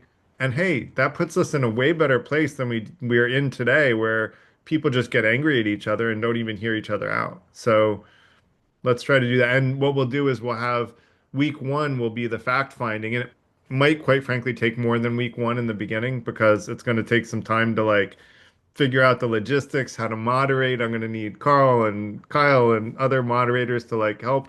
But we'll do this as a team, and like we'll figure it out. I'm confident we will. It'll just take yeah, time and effort. yeah. Garrett, Yeah. there's a project that I may want to revive. That what I did is I wrote some generative AI code to go scan about 30 websites for AI news, Hmm. summarize all the articles, and then every day give here's the state of AI today. Cool. So I might be able to, I'm really interested in this. I'll see if I can adapt it to give a kind of understanding of that. Yeah, please, if you could do that, Ed, share it with me. I'll put my email in the chat again. But I would love to talk about that, because doing that for a topic and having a really good, well-rounded version of a topic would be an interesting way to sort of have a starting position, like a going in position of the relevant facts, so that we don't Yeah. go off on tangents. Because I find these political topics, we often go off on tangents that are not productive, and it's going to take moderation to cut off those kind of tangents. And sometimes I get lost in them too, because I'm in the mix, and so we're going to need to keep each other honest. But it'd be great to have a starting position uh, of like purported facts by the left, the right, and the center. Mhm. Good idea. Yeah. Speaking of six intentions, and since there's no hands up there, I want to Please challenge you on something there and ask I you actually, a I actually would like to question. contribute something. I Oh, wait go till ahead, everybody Richard. finishes speaking, go ahead, and Richard.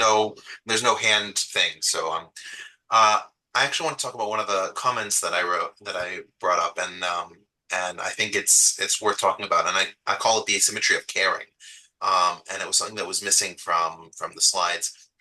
The asymmetry of caring is that most of the people that benefit from lobbying benefit in an extreme way, such that they really care about the lobbying that they're doing. And the people that are disadvantaged by the lobbying, they're disadvantaged in a way that doesn't cause them severe distress. So if I can concretize this a little bit, right? If I'm a corn grower and I know that sugar is the direct competition to my high fructose corn syrup, right, as a sweetener. And sugar, if it doesn't come from the United States domestically, it's imported. Well, I can increase the tariff on sugar, consumers who want sugar will have to pay more, or they'll just buy my high fructose corn syrup. I will benefit because more people will shift to buying the corn syrup because the sweetener is a sweetener. And so I benefit to the tune of millions or billions of dollars. So it's worth me investing time to get this lobbyist. And it's not worth for the person who needs to now pay $1 more in the store for a sweetener to spend, thousands of dollars consulting lobbyists and figuring out why he's paying more for sweetener, right? There's an Yeah. asymmetry of caring. I hear And what you're saying. I think you have to come up with a different example because in your example, the sugar manufacturers and importers care a lot, right? Because their whole demand is going to drop through the floor if there's a big tariff on their product. sure, okay, so then let's say it's something like road permissions, right? I run a big tractor trailer firm, and I want the roads to be open day and night so I can send my trucks through. Now, all the residents are going to be mildly inconvenienced by the fact that my trucks are roaring down the street, at midnight or 1 in the morning. What are they going to do, right? What's that inconvenience worth to them? It's Have certainly you not ever worth the lived in a millions of condo, dollars that I Richard? This want. is a random question. Have you ever lived in a condo? Yes. And are you saying that none of those condo people were inconvenienced by very simple, small things that were either done by you or one of your other neighbors? Sure, but These people will make it seem like it's the sure, end of the earth. Like but the literally that barrier, truck made, sure, it kept me awake until 3 in the morning and I'm never going to be able to recover from that for the rest of my life. I need $1 million. sure. And they'll call their congressperson and Yeah. they'll complain that the trucks are passing by, and the congressperson's going to be like, yeah, and next, Well, right? Are they going to help fund my if enough campaign? people complain, though, that congressperson's going to get voted out of office. So if the truck problem is a problem that's, 1% of the population cares about, which is what it was in my condo, like my cleaners poured out dirty water in, outside of our house. And my neighbor actually spent the effort to take a picture of them dumping out the water. And I'm like, wow, you have the time to do that. Okay, interesting. So I didn't I, even know the cleaners were doing it. But I anyway, think that's you, another I think story. you under, I understand that you're coming from the perspective of some people will care, and I agree that some people will care. My To get point is it that to if a if mass enough people where they're don't able care, to fight, yeah. it's very difficult. But if enough people don't care, is it that important of a problem? Like, is it better that the trucks can go through if only 1% of people care? Not a big deal. But if those trucks are so loud that they're keeping like half of the population awake at night, then I bet you that congressperson who approved that is going to get voted out of office. Sure.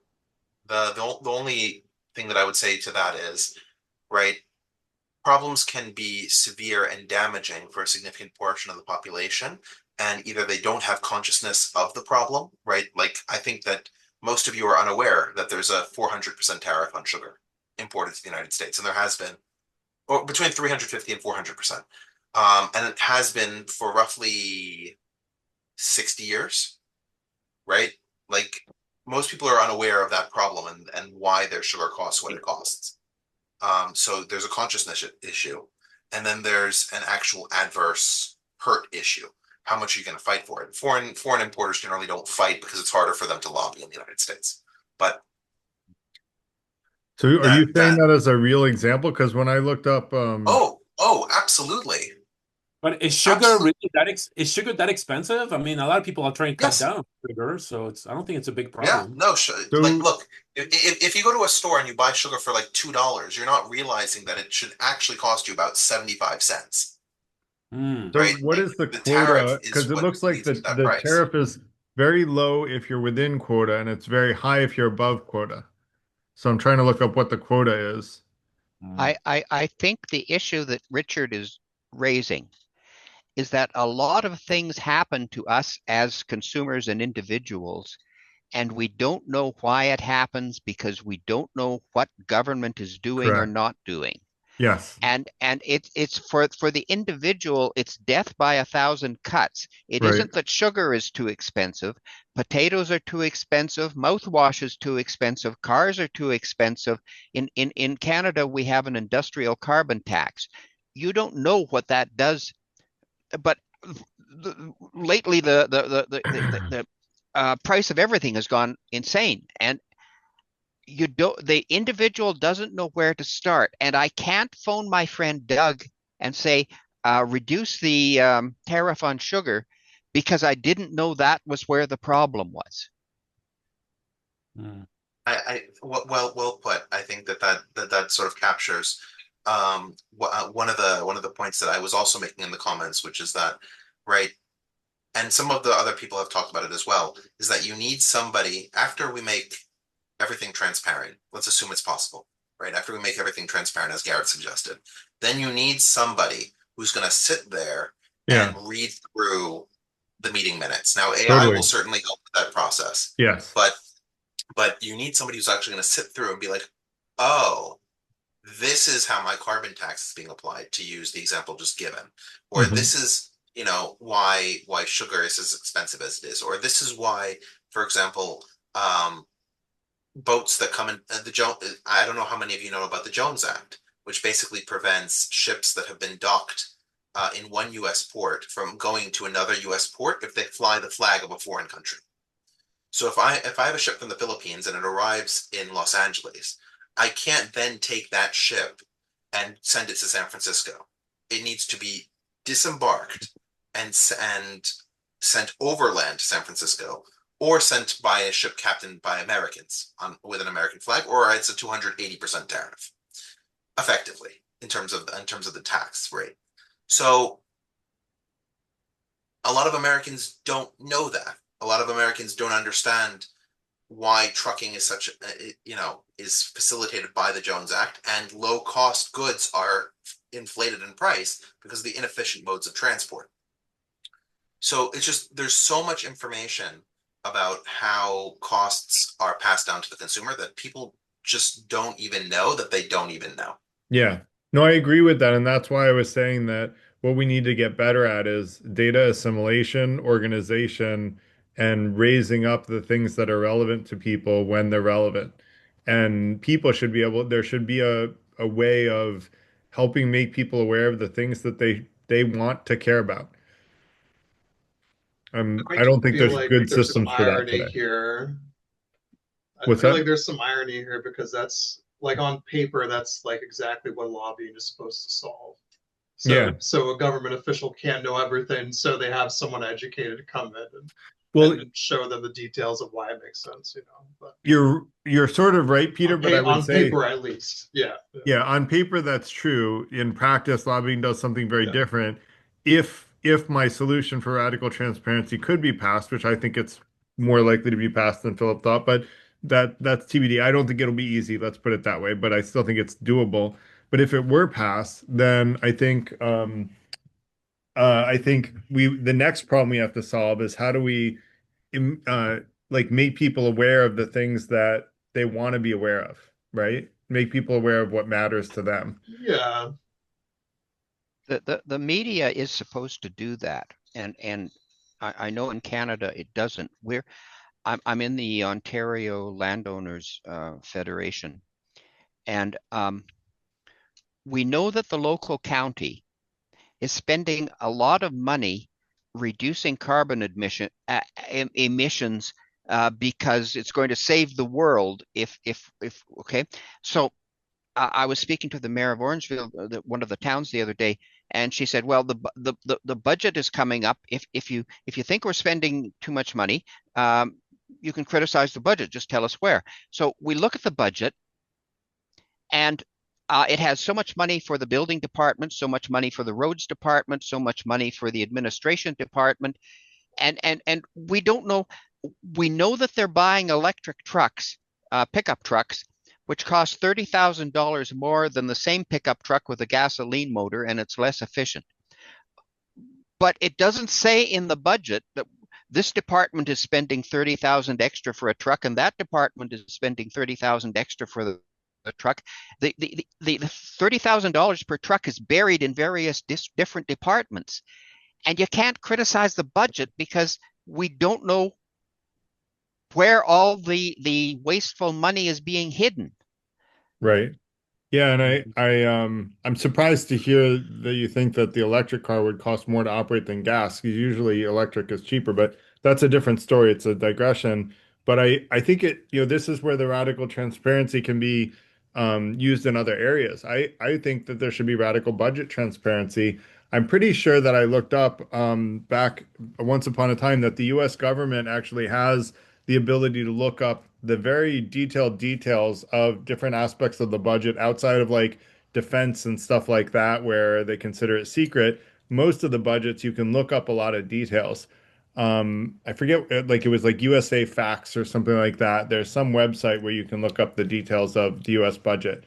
Um, I think there should be transparency about that, right? So that you can look at, where you want to criticize and criticize the parts of the budget that you disagree with. Now, if enough people agree with you, something will happen, and if they don't, then it won't.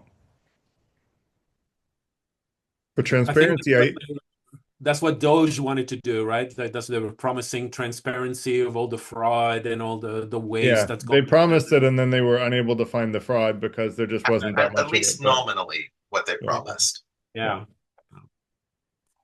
um, Okay. Warren, you got your hand up, and Carly. Yeah, thanks. So, I don't know if, I'm sorry for my voice, but if this sort of radical transparency could really be done. But even if it is, my concern is a kind of combination of information overwhelm and disinterest. I was looking up, there have been some studies that have been done that have shown that, even in cases of members of Congress who had went through serious corruption allegations withstanding, the majority of them were still reelected. And then when we talk about something like the budget, yeah, Garrett, I know where I used to do it actually, pull up the actual budget or proposed budget, but these things are hundreds or sometimes thousands of pages long. mhm.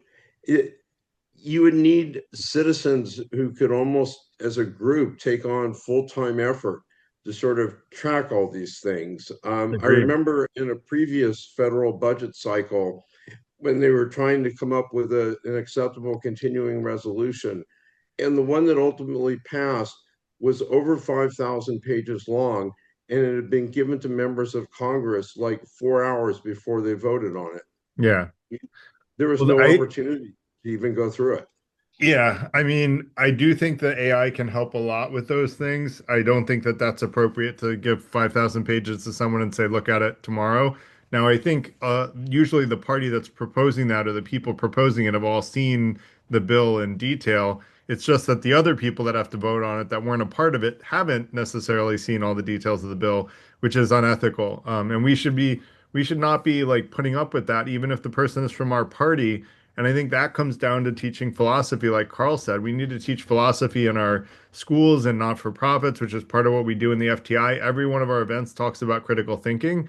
If we teach people, to be less ideologically loyal and more loyal to truth and fairness, then I think a lot of the problems you're talking about, Warren, get solved. I do agree with you that they're real problems. I do agree with you that transparency alone won't solve the problem. But and we've talked about like, with transparency, you need to be able to organize, assimilate, group together, and deliver data in a more effective and efficient way. If we were able to solve those problems, which we're going to start doing in this Trump supporter thing, and I would love to work collaboratively with you all to try to think of ways to do those things in upcoming events. And let's start, because if we see that that's one of the things that's not being done today, and your point is well taken, Warren, a lot of this wrongdoing is pointed out and people still get elected. That's because they're ideologically loyal, not loyal to truth and fairness. Right. And we need to teach people that that's not going to serve anyone, right? Ideological loyalty doesn't help you. It doesn't feed your family. Like loyalty to truth and fairness will help everybody. That's a perfect segue. So from where I wanted to Okay. go now too is Go. the idea that we have either politicians that are drawn to being politicians because of power or benefits or kickbacks or what have you, the greed aspect. We have people that desire a certain type of politician that will work for them. Why not sort of combine both of those big issues where we do get a pool of politicians from which we choose? And to Jenny's point about them being, of a particular caliber, and then have the aspect of the everyday person, the layman, be able to kind of have a democratic vote on who they choose through ranked choice voting, star voting, whatever you want to call it, and have those people serve a particular time at a particular salary that is in fact transparent. I would imagine that in any system there might be opportunists or people that are liable to be corrupted in some way, that if we have those penalties and such in place on multiple levels, that might cut down on at least the propensity that we have in today's modern world for corrupt people to get more corrupted. So I think you're kind of describing the primary system, if I'm not mistaken, Carly, Well, because but in a sense, but except on a you're larger adding ranked scale choice even. voting, which Right, is but even on a critical. larger scale, because right now you still have to be tribal on a very polar, black and white, left or right, have to be involved. Yes. There's all these things that go with that. I would even say that, moreover, if we combine aspects of good information, say a database, not just open secrets and a couple websites here and there, but pooling all of that information into a larger scope, that then it doesn't become necessarily polarized or tribal, or it can't be parsed on some sort of two-dimensional level. Is that it has to be dynamic in its very nature. It has to be accessible from Hmm. all the different aspects of society dynamically in their very nature, so that it's easy to get bifurcated and get into the ideological camps that we have. I So I think there's some agree. ways to do And that. I have other ideas with that too, but not to fit in this time slot now, so I'll have to parse that out another time. I agree. And Carly, we have a pod of the FTI members working on a solution to that. So if you're interested, Man, we would love to have you join. So, and I do think that ranked choice voting is missing. And that's part of, what we're working on is things that will help make ranked choice voting more likely to happen. So Can I add to what Carly said? please. Because I wonder, as she was saying that, I thought how many times every cycle there are several candidates during the primaries who you think, oh my God, these are the perfect leaders, and they always end up as like 1%, and then they're out, right? We have that every single 4 years, right? And so I'm wondering whether it's not really the candidates, it's really the electorate, like the citizens themselves. thank you. I Yes. remember uh, Eric from Escape from Freedom, and he made a point that everybody talks about freedom and this, but what if the population doesn't really want freedom? And so I'm thinking the reason why the great leaders don't maybe make it through the primaries because most of the population does not want good leaders deep down. I'm I thinking. don't know that that's the right diagnosis. I would say most people don't have the critical thinking skills to Uh, discern the difference between egotism and self-confidence, for example. I would call our current president egotistical. I think a lot of people see him as self-confident, but I would argue right, those people can't distinguish between self-confidence and egotism. They see them as more or less the same thing when there's a right. very big difference. And if you want to see the difference, look at the video. And so I think that you're right that the problem is in the electorate in that we're electing the wrong people. Yeah. Now, I don't think it's that there are no good people that want to run for office. I think that we're just electing the wrong people because people's critical thinking skills aren't up to par to Right. discern who's the better Yeah. choice. And that's why sortition works better is because we don't have enough critical thinking in society. And to solve that, invite all your friends to the Free Thinker Institute where we teach critical thinking every week. And, we can have breakout sessions where we do it. We can, I'll have people, if someone wants to do another series on specifically critical thinking, like I did a 2-month series a while back, which is Yeah. on YouTube. The nail on Like the head. we're Yeah. all about that, right? I want to get more critical thinking teaching out there so that we as citizens are thinking critically about everything to do with our lives because we all end up better off for doing that. Like And critical also, thinking only helps in every aspect of our lives. yeah. Also, we're easily swayed by advertising, right? We're inundated by advertising, so hence the most money wins usually, and we swayed by negative advertising, and Yeah. And it's pretty thinking. Well, You're right. it's what if also we could where scale up as a people, scale up what we want as the populace? And I'm not talking about on party So, lines or for primaries, but we say we want a candidate who does this and does that and does that. And yes. then they Well, come to us and they lobby us to become our here's a radical candidates. Carly, solution. you gotta join that pod. I'm telling you, All you'll right, like good it. one. Here's a radical solution. You know the Zoom poll, how you can vote for things and then the most votes get to the top. How Mhm. about letting the electorate vote for problems and solutions instead of the elected trying to come up with bills That's and direct then democracy, and I think it's a great idea. democracy. There you go. That's, Yeah, too. I love that. yeah. And The now in the problem is, computer we age, don't we want could to all actually vote I on think do it. every topic. So the question is, how do Yeah, you no, yeah. compartmentalize things so that you're voting on the things relevant to you? And these are things that our pod and the FTI are focused on. So anyone that wants to talk about this stuff in detail offline with real solutions, building software to do it, reach out to me via email because we would love to help. The other thing I wanted to mention is it's also where the electorate spends its time. I don't know if you guys realize this, and this may or may not resonate with you guys, probably not this audience, but the average US citizen spends over 7.5 hours a day watching TV, playing video games, and doom scrolling on social media. So if we just spent those 7.5 hours honing our critical thinking skills and doing something productive to help improve our skill set to be useful in a modern world, we would be making more money, we'd be happier, we'd be better citizens, we'd be better partners, friends, parents, and everything. We just have to make the Freethinker Institute meetings a required thing for every Required citizen. learning in schools. So Yeah, I said that about a month ago, a couple of you weeks ago, did. that we need to have millions of these Garrett's meetings. Well, Because I it's so wide. do.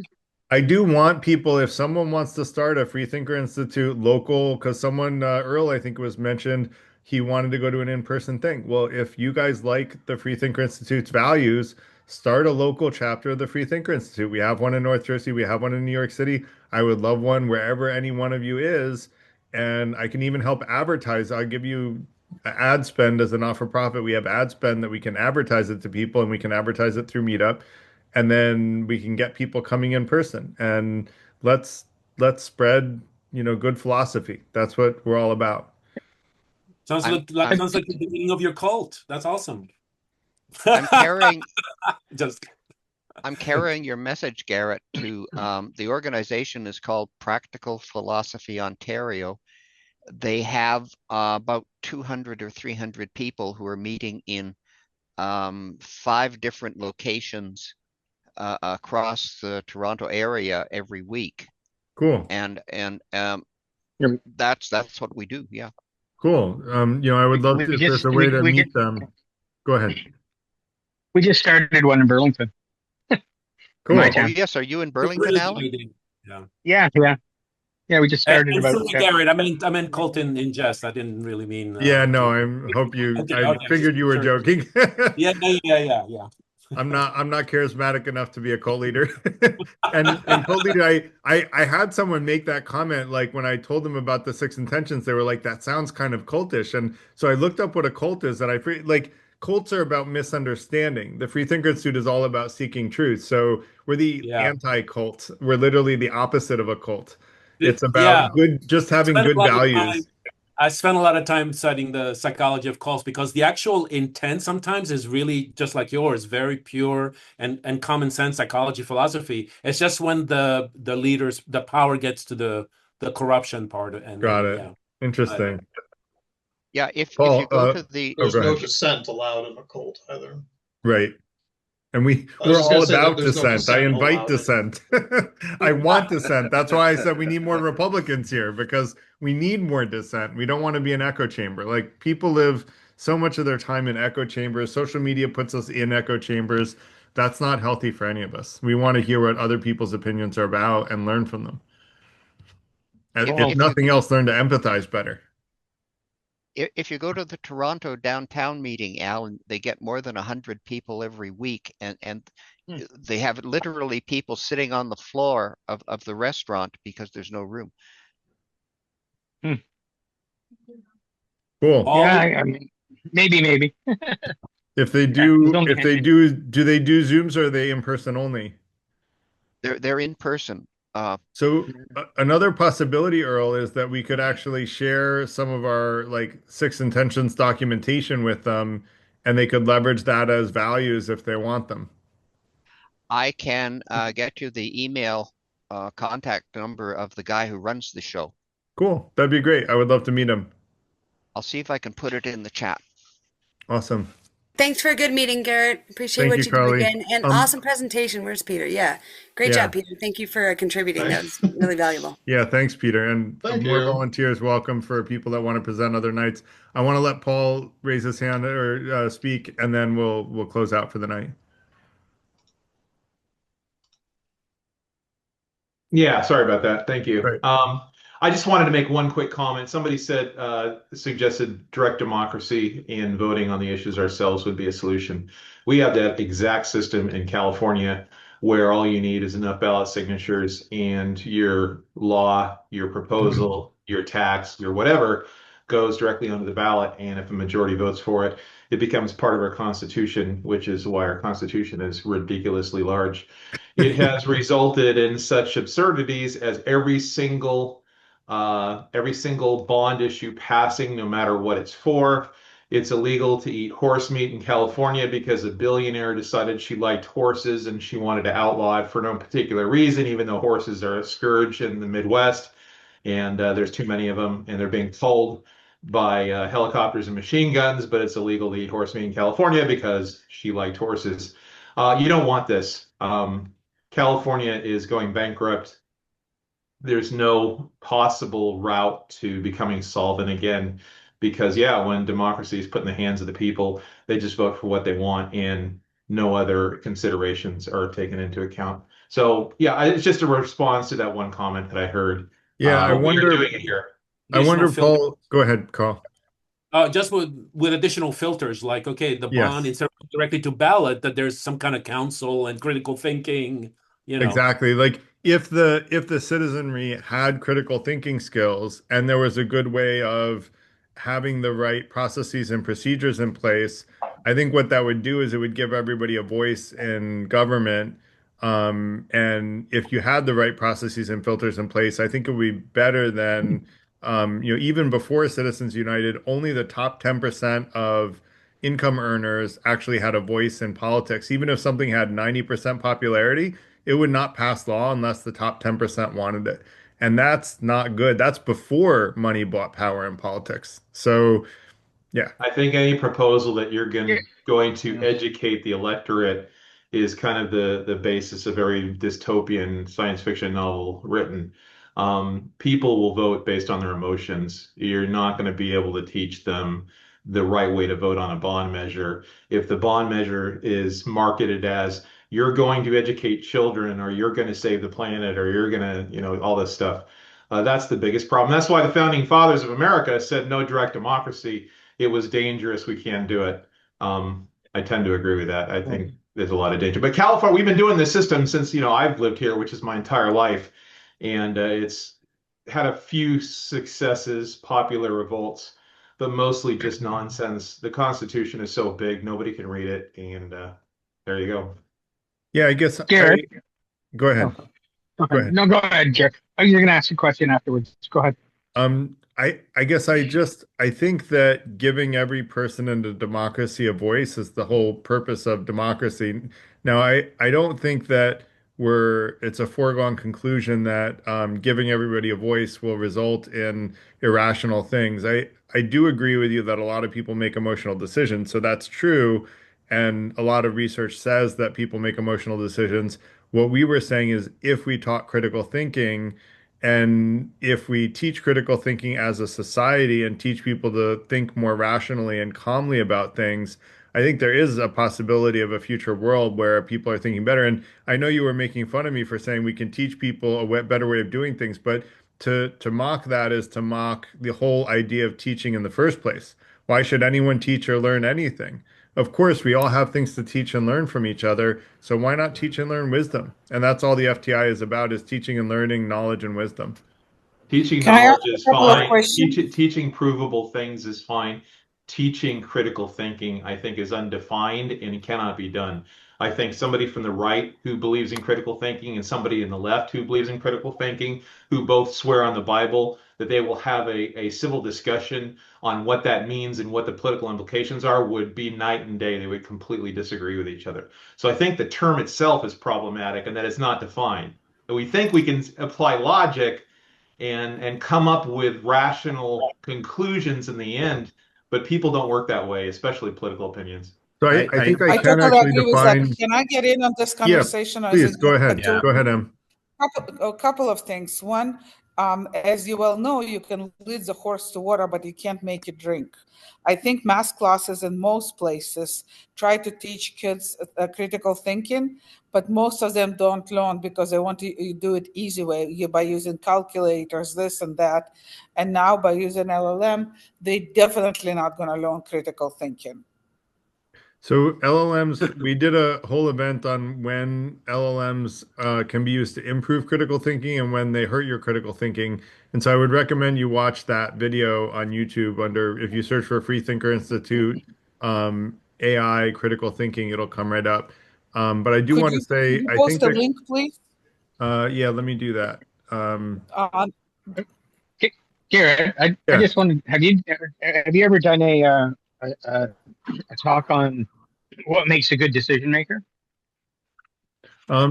So that was actually kind of where I was going to go with defining what it means to be. So let me answer the question. I think when you say what it means to be a good decision maker, I think a good decision maker is one that can better discern fact from fiction and wisdom from folly, which is how I define critical thinking. And when I say wisdom, what I mean by wisdom is, see the truth clearly and prevent significant unnecessary harm first, and then increase happiness and decrease harm in the world. And the Trump supporters that I've talked with have agreed with those values. And so I think we agree on the high level. Now, Paul, you're right. When we get into details, Trump supporters and non-Trump supporters will disagree on stuff. But that's like saying, there is no objective reality because Democrats and Republicans won't agree on everything. Well, of course, we're going to have disagreement. That doesn't mean that there's no objective definition or no common definition of critical thinking. I think we But can there's have no one. common definition of harm. You can't even agree what harm Yes, is. yes, So I yes, do have I a agree with definition you of because harm. I guarantee you what you consider harm, I don't, and what I consider harm, you do, you don't. I can guarantee you. I Okay, can give we'll you do another thousands. event on that because it's 9:06 and Thank I you. want to let Sean go. Yeah. Go Sorry, ahead. I'm I here can't late, define Garrett. it in a way that's objective, but go ahead, Sean. I'm here late, Garrett. Sorry about that, but what I'm catching on this, I mean, it sounds like we're talking about democracy versus direct democracy versus the other, and I understand where Paul's coming from in that. I mean, it's a democratic republic, and the reason we kind of outsource the direct democracy to elected representatives who have the time to do the stuff in there is because the passions of the crowd can kind of sway. And also, I do agree that I think people do a lot of emotional reasoning. And on top of that, I don't know if you've ever read any of Jonathan Haidt's work, Garrett. It's really good, moral foundations theory, and it He's really who I talks. was thinking of actually when I was saying that it's been researched. Well, and Can one I of the just things ask what's the difference can I between direct democracy Just and a let mob Sean rule? let let Sean finish. Thanks so much. No, and one of the things he points out is that different people have different what do you call it, predispositions, and that often define defines the difference often between liberals and conservatives. It's not that the information that they have is different, it's that the values that they hold are slightly different. So their morals, what they think is helping or hurting, or what they're prioritizing are at higher or different levels. So they might have the exact same facts in front of them and agree with the facts, but they weigh them differently. And that's where you're going to get what do you call it? Frustrating differences in the way you would expect people to vote. That, people will always complain that people are voting against their own interests, and that's a bad way to look at it. It's better to look at what their values are, and then you can understand why they would vote that way. Yeah, I don't think the differences need to be frustrating. I think we can, and I think we'll find a way in our Trump supporter, non-Trump supporter fact finding to find common ground there. So I'm optimistic, but I am an optimist. Actually, I'm a realistic idealist, and I have an essay on why you should be one too. So if anyone wants that, just email me. I want to answer M's question about direct democracy versus representative. In a representative democracy, No, not versus representative, versus mob rule. What's the difference between direct democracy and a mob rule, please? Mob rule is like when people are caught up in the emotional situation of a thing, like when they're in a current moment, like, there's a riot in the street and someone who normally wouldn't be violent because everyone around them is violent, they become violent. So that's mob rule.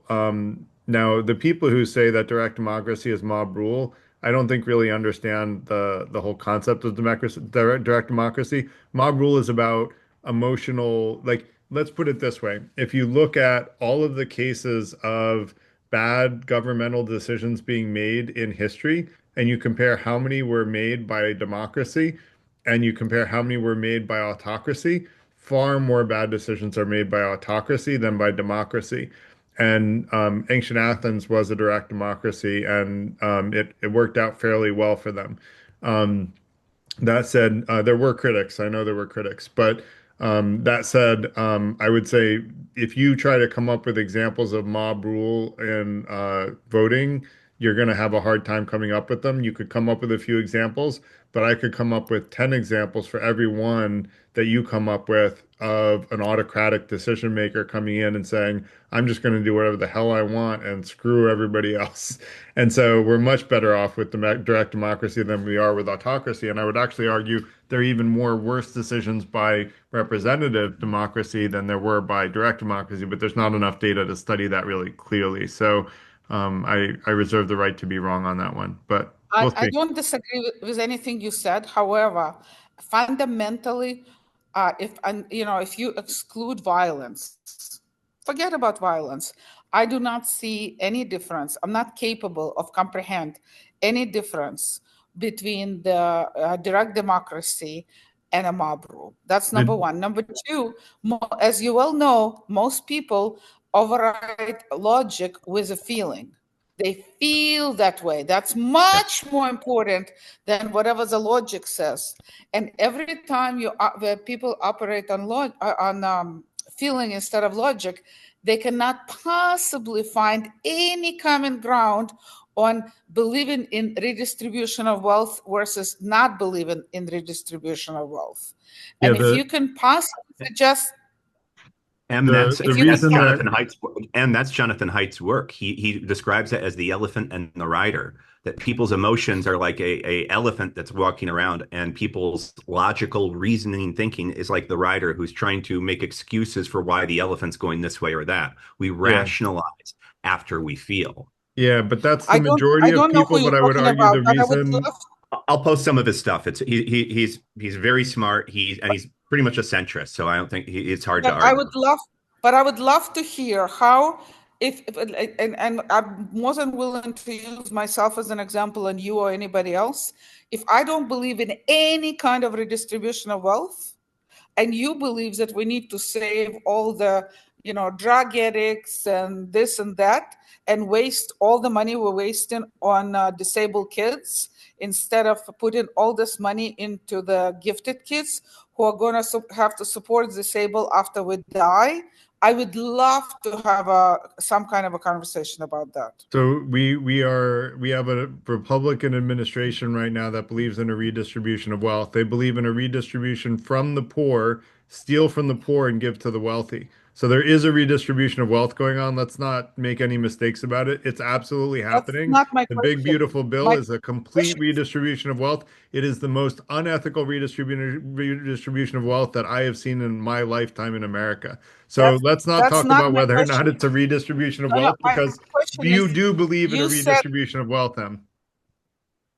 you said that you can always find a common ground. I would love for you to help me to tell me how to even begin to find a common ground between people who do and do not believe in any kind of redistribution of wealth. So do you Because I think can't that even imagine. giving My money from imagination poor is not people to wide. wealthy people is not a redistribution of wealth? I think putting dirty hands into Hey, anybody's pockets just to give answer the the money question, to anybody else. Garrett, If do you you want to end take money taxes? from I'm poor I'm going. That's people, my, but that if you I take vote for money ending from poor taxes. people Let's do and it. you give it to I wealthy don't believe that people, the poor people don't have any money to give. they Poor do. people don't have any money to They give do. to begin with. Guess what? They They do. don't. Where does it get? They Where does do. the poor people Do you get think the they have money? zero Where does? dollars then? Really? Yes, yes. Then how do they feed themselves? By magic. Getting the money from the government, They have and money. government doesn't have. No, No, she's they right. don't. Some of the time, they do get it from the government. That's what food stamps are. Some poor people do And get money from the government. That's why Yeah. that's the price we pay for deciding that we don't want citizens to starve to death for having bad luck. But the question is, do you take the money that you're giving to someone to stop them from starving to death and give it to a multimillionaire? And that's a redistribution of wealth. You're choosing to take that money that was allocated to someone to prevent them from starving to death, and you're going to give that money to a millionaire, a multimillionaire, or a billionaire who doesn't need that money at all. And in fact, it won't even make them any more happy. But you're going to This is still my make that person starve to death just to give that millionaire an extra couple bucks. Garrett, That's this was my redistribution of point. wealth. This was my point earlier about critical thinking and how nobody agrees on the definitions or the facts or anything else. yeah. There are a lot of people, and they're probably 100% correct, that if we withdrew all food aid in this country, nobody would starve to death. And the reason I say this is because I had a friend in college who was a scrounger, and she used to eat off the back lots of restaurants, and whole pizzas are thrown away, and there's tons of food in the food banks, and there's food handed out by restaurants and everything else. So you can say people are going to starve in America, but they would say, and I tend to agree with this, nobody's going to starve in America. That's just not a thing. We have such huge food security in this country that even if the government withdrew that support, it may be more difficult to acquire the food necessary. But you hand food to a guy on the corner begging for money, he most of the time will refuse it because food's never a problem. How I many So don't times think have we're you I'm done that, using we're this Paul? not as an dealing with example. How many thinking. times have you done that? Because I've had a lot of poor people actually let me buy them food Yeah, or I'm give sure them that food. happens. I'm sure that Yeah. happens also. But my point is, if you are a Republican and you say nobody in America starves because we have such huge supplies of excess food, we throw away more food in this country than we could use to feed everybody in the We do, country. but it goes into the trashes of people who have more than enough food. It doesn't go into the hands of people who need the food. But that's the The point. point is It's we there. do have The point is, if in you are all a across the conservative, world, we have large Garrett, numbers listen of to my people. main point. If you are a conservative Republican and you state that nobody starves in America, even without food stamps, that's a rational premise. That's a rational conclusion. Now, you may disagree with it, and you might argue over that point, but that's where the rubber meets the road. That's where the discussion is. It's not the logic, it's not the critical thinking of should we take money from the poor, so to speak, and cut benefits and cut subsidies. It's that point is how are we going to define starving to death, hunger, where does the food come from, et cetera. And that's where they disagree. Why don't you look at countries with no social safety net and whether or not people die of starvation? Have you done that? I live in a third world country, Garrett. I live And 3 months a which year. I live in one? the Philippines. Which one? So Okay. okay, so I understand that. I understand what food scarcity is, and I do know people in that country, or I don't know people, but I know they have family members who have died for lack of a $10 antibiotic. Okay, I have these examples. We are a very, very rich country that throws away massive amounts of food. If you withdraw government subsidies for food, it's likely everybody's going to eat in this country, especially children, because they're going to be fed by, just the next door neighbor is going to give them whatever food they need. So it is rational. It's not irrational for a conservative to say withdrawing food stamps will not cause people in this country to starve. And if you can't share that fact, if you can't share that premise, you're not going to come to a critical thinking conclusion that you can So if I don't agree with you, I'm not a critical thinker. Is that right, Paul? No, that's not my point. No. That's kind of what you're saying. My original point is you cannot teach critical thinking because any type of logical construct that leads to a conclusion has a number of premises that you will never agree on if you're on opposite ends of the political spectrum. And that's what I said with harm.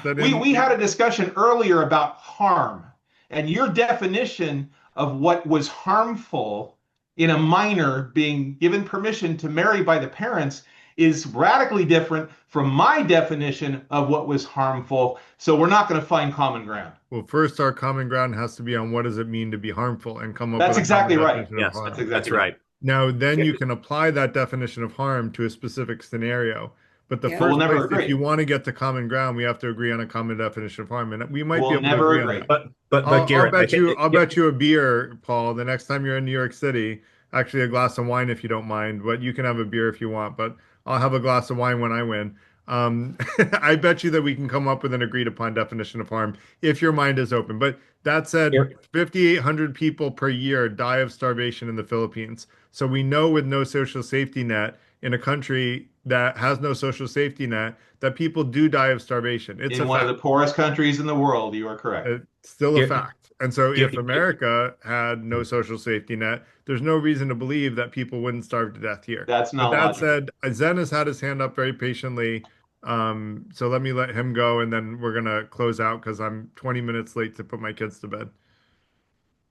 Well, in back when I raised my hand in the discussion of representational government, I was reminded of the time I served in the late 1980s as security services for heiress of old money. And she told me that, I guess it was the 88 election. She said, "Oh, no, our family doesn't vote. We bought both parties." So, I mean, as far as representational government goes, but if we did have a good candidate, they wouldn't get the backing to even make it in the end. I mean, I don't know how many elections have gone by in all these years that I have not experienced my candidate being blacklisted. No, he's not on the ballot anymore. We're not letting them run. And it's like, so yeah, we still have to break out of the two-party system, because if we have enough parties, they aren't going to bribe them all. I have a solution for that. But if there's only two, then it's easy to just buy them both, and then they don't have to breaking out of the two-party system is part of what we're doing in our political pod. So anyone that wants to join that crusade, please do. The one thing I want to mention is the difference between direct democracy and mob rule is whether or not the decisions are made emotionally or logically. And I would argue the reason Jonathan Haidt is right that so many people make emotional decisions is because so many people live paycheck to paycheck. And I think you could find a correlation between the people who are making emotional decisions and financial stability, right? And people who are not financially stable are in a constant state of a heightened emotional state. And so I think it's very hard to think straight when you are worrying about whether or not you can feed your family or whether or not you have to choose between medication or feeding yourself. And when you're making those kinds of decisions, it's hard to think rationally. Now, some people are great Stoics and can do it. Epictetus did, but that said, I really do want to close out. I do want to thank everybody for the conversation, especially the diverse conversation and the challenging of each other and me.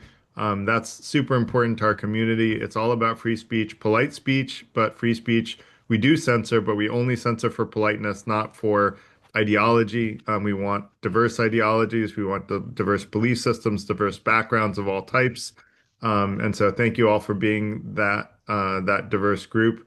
And like I always say, the guests make the party. So thank you guys for making it a good party tonight. Have a good night, everyone. Night.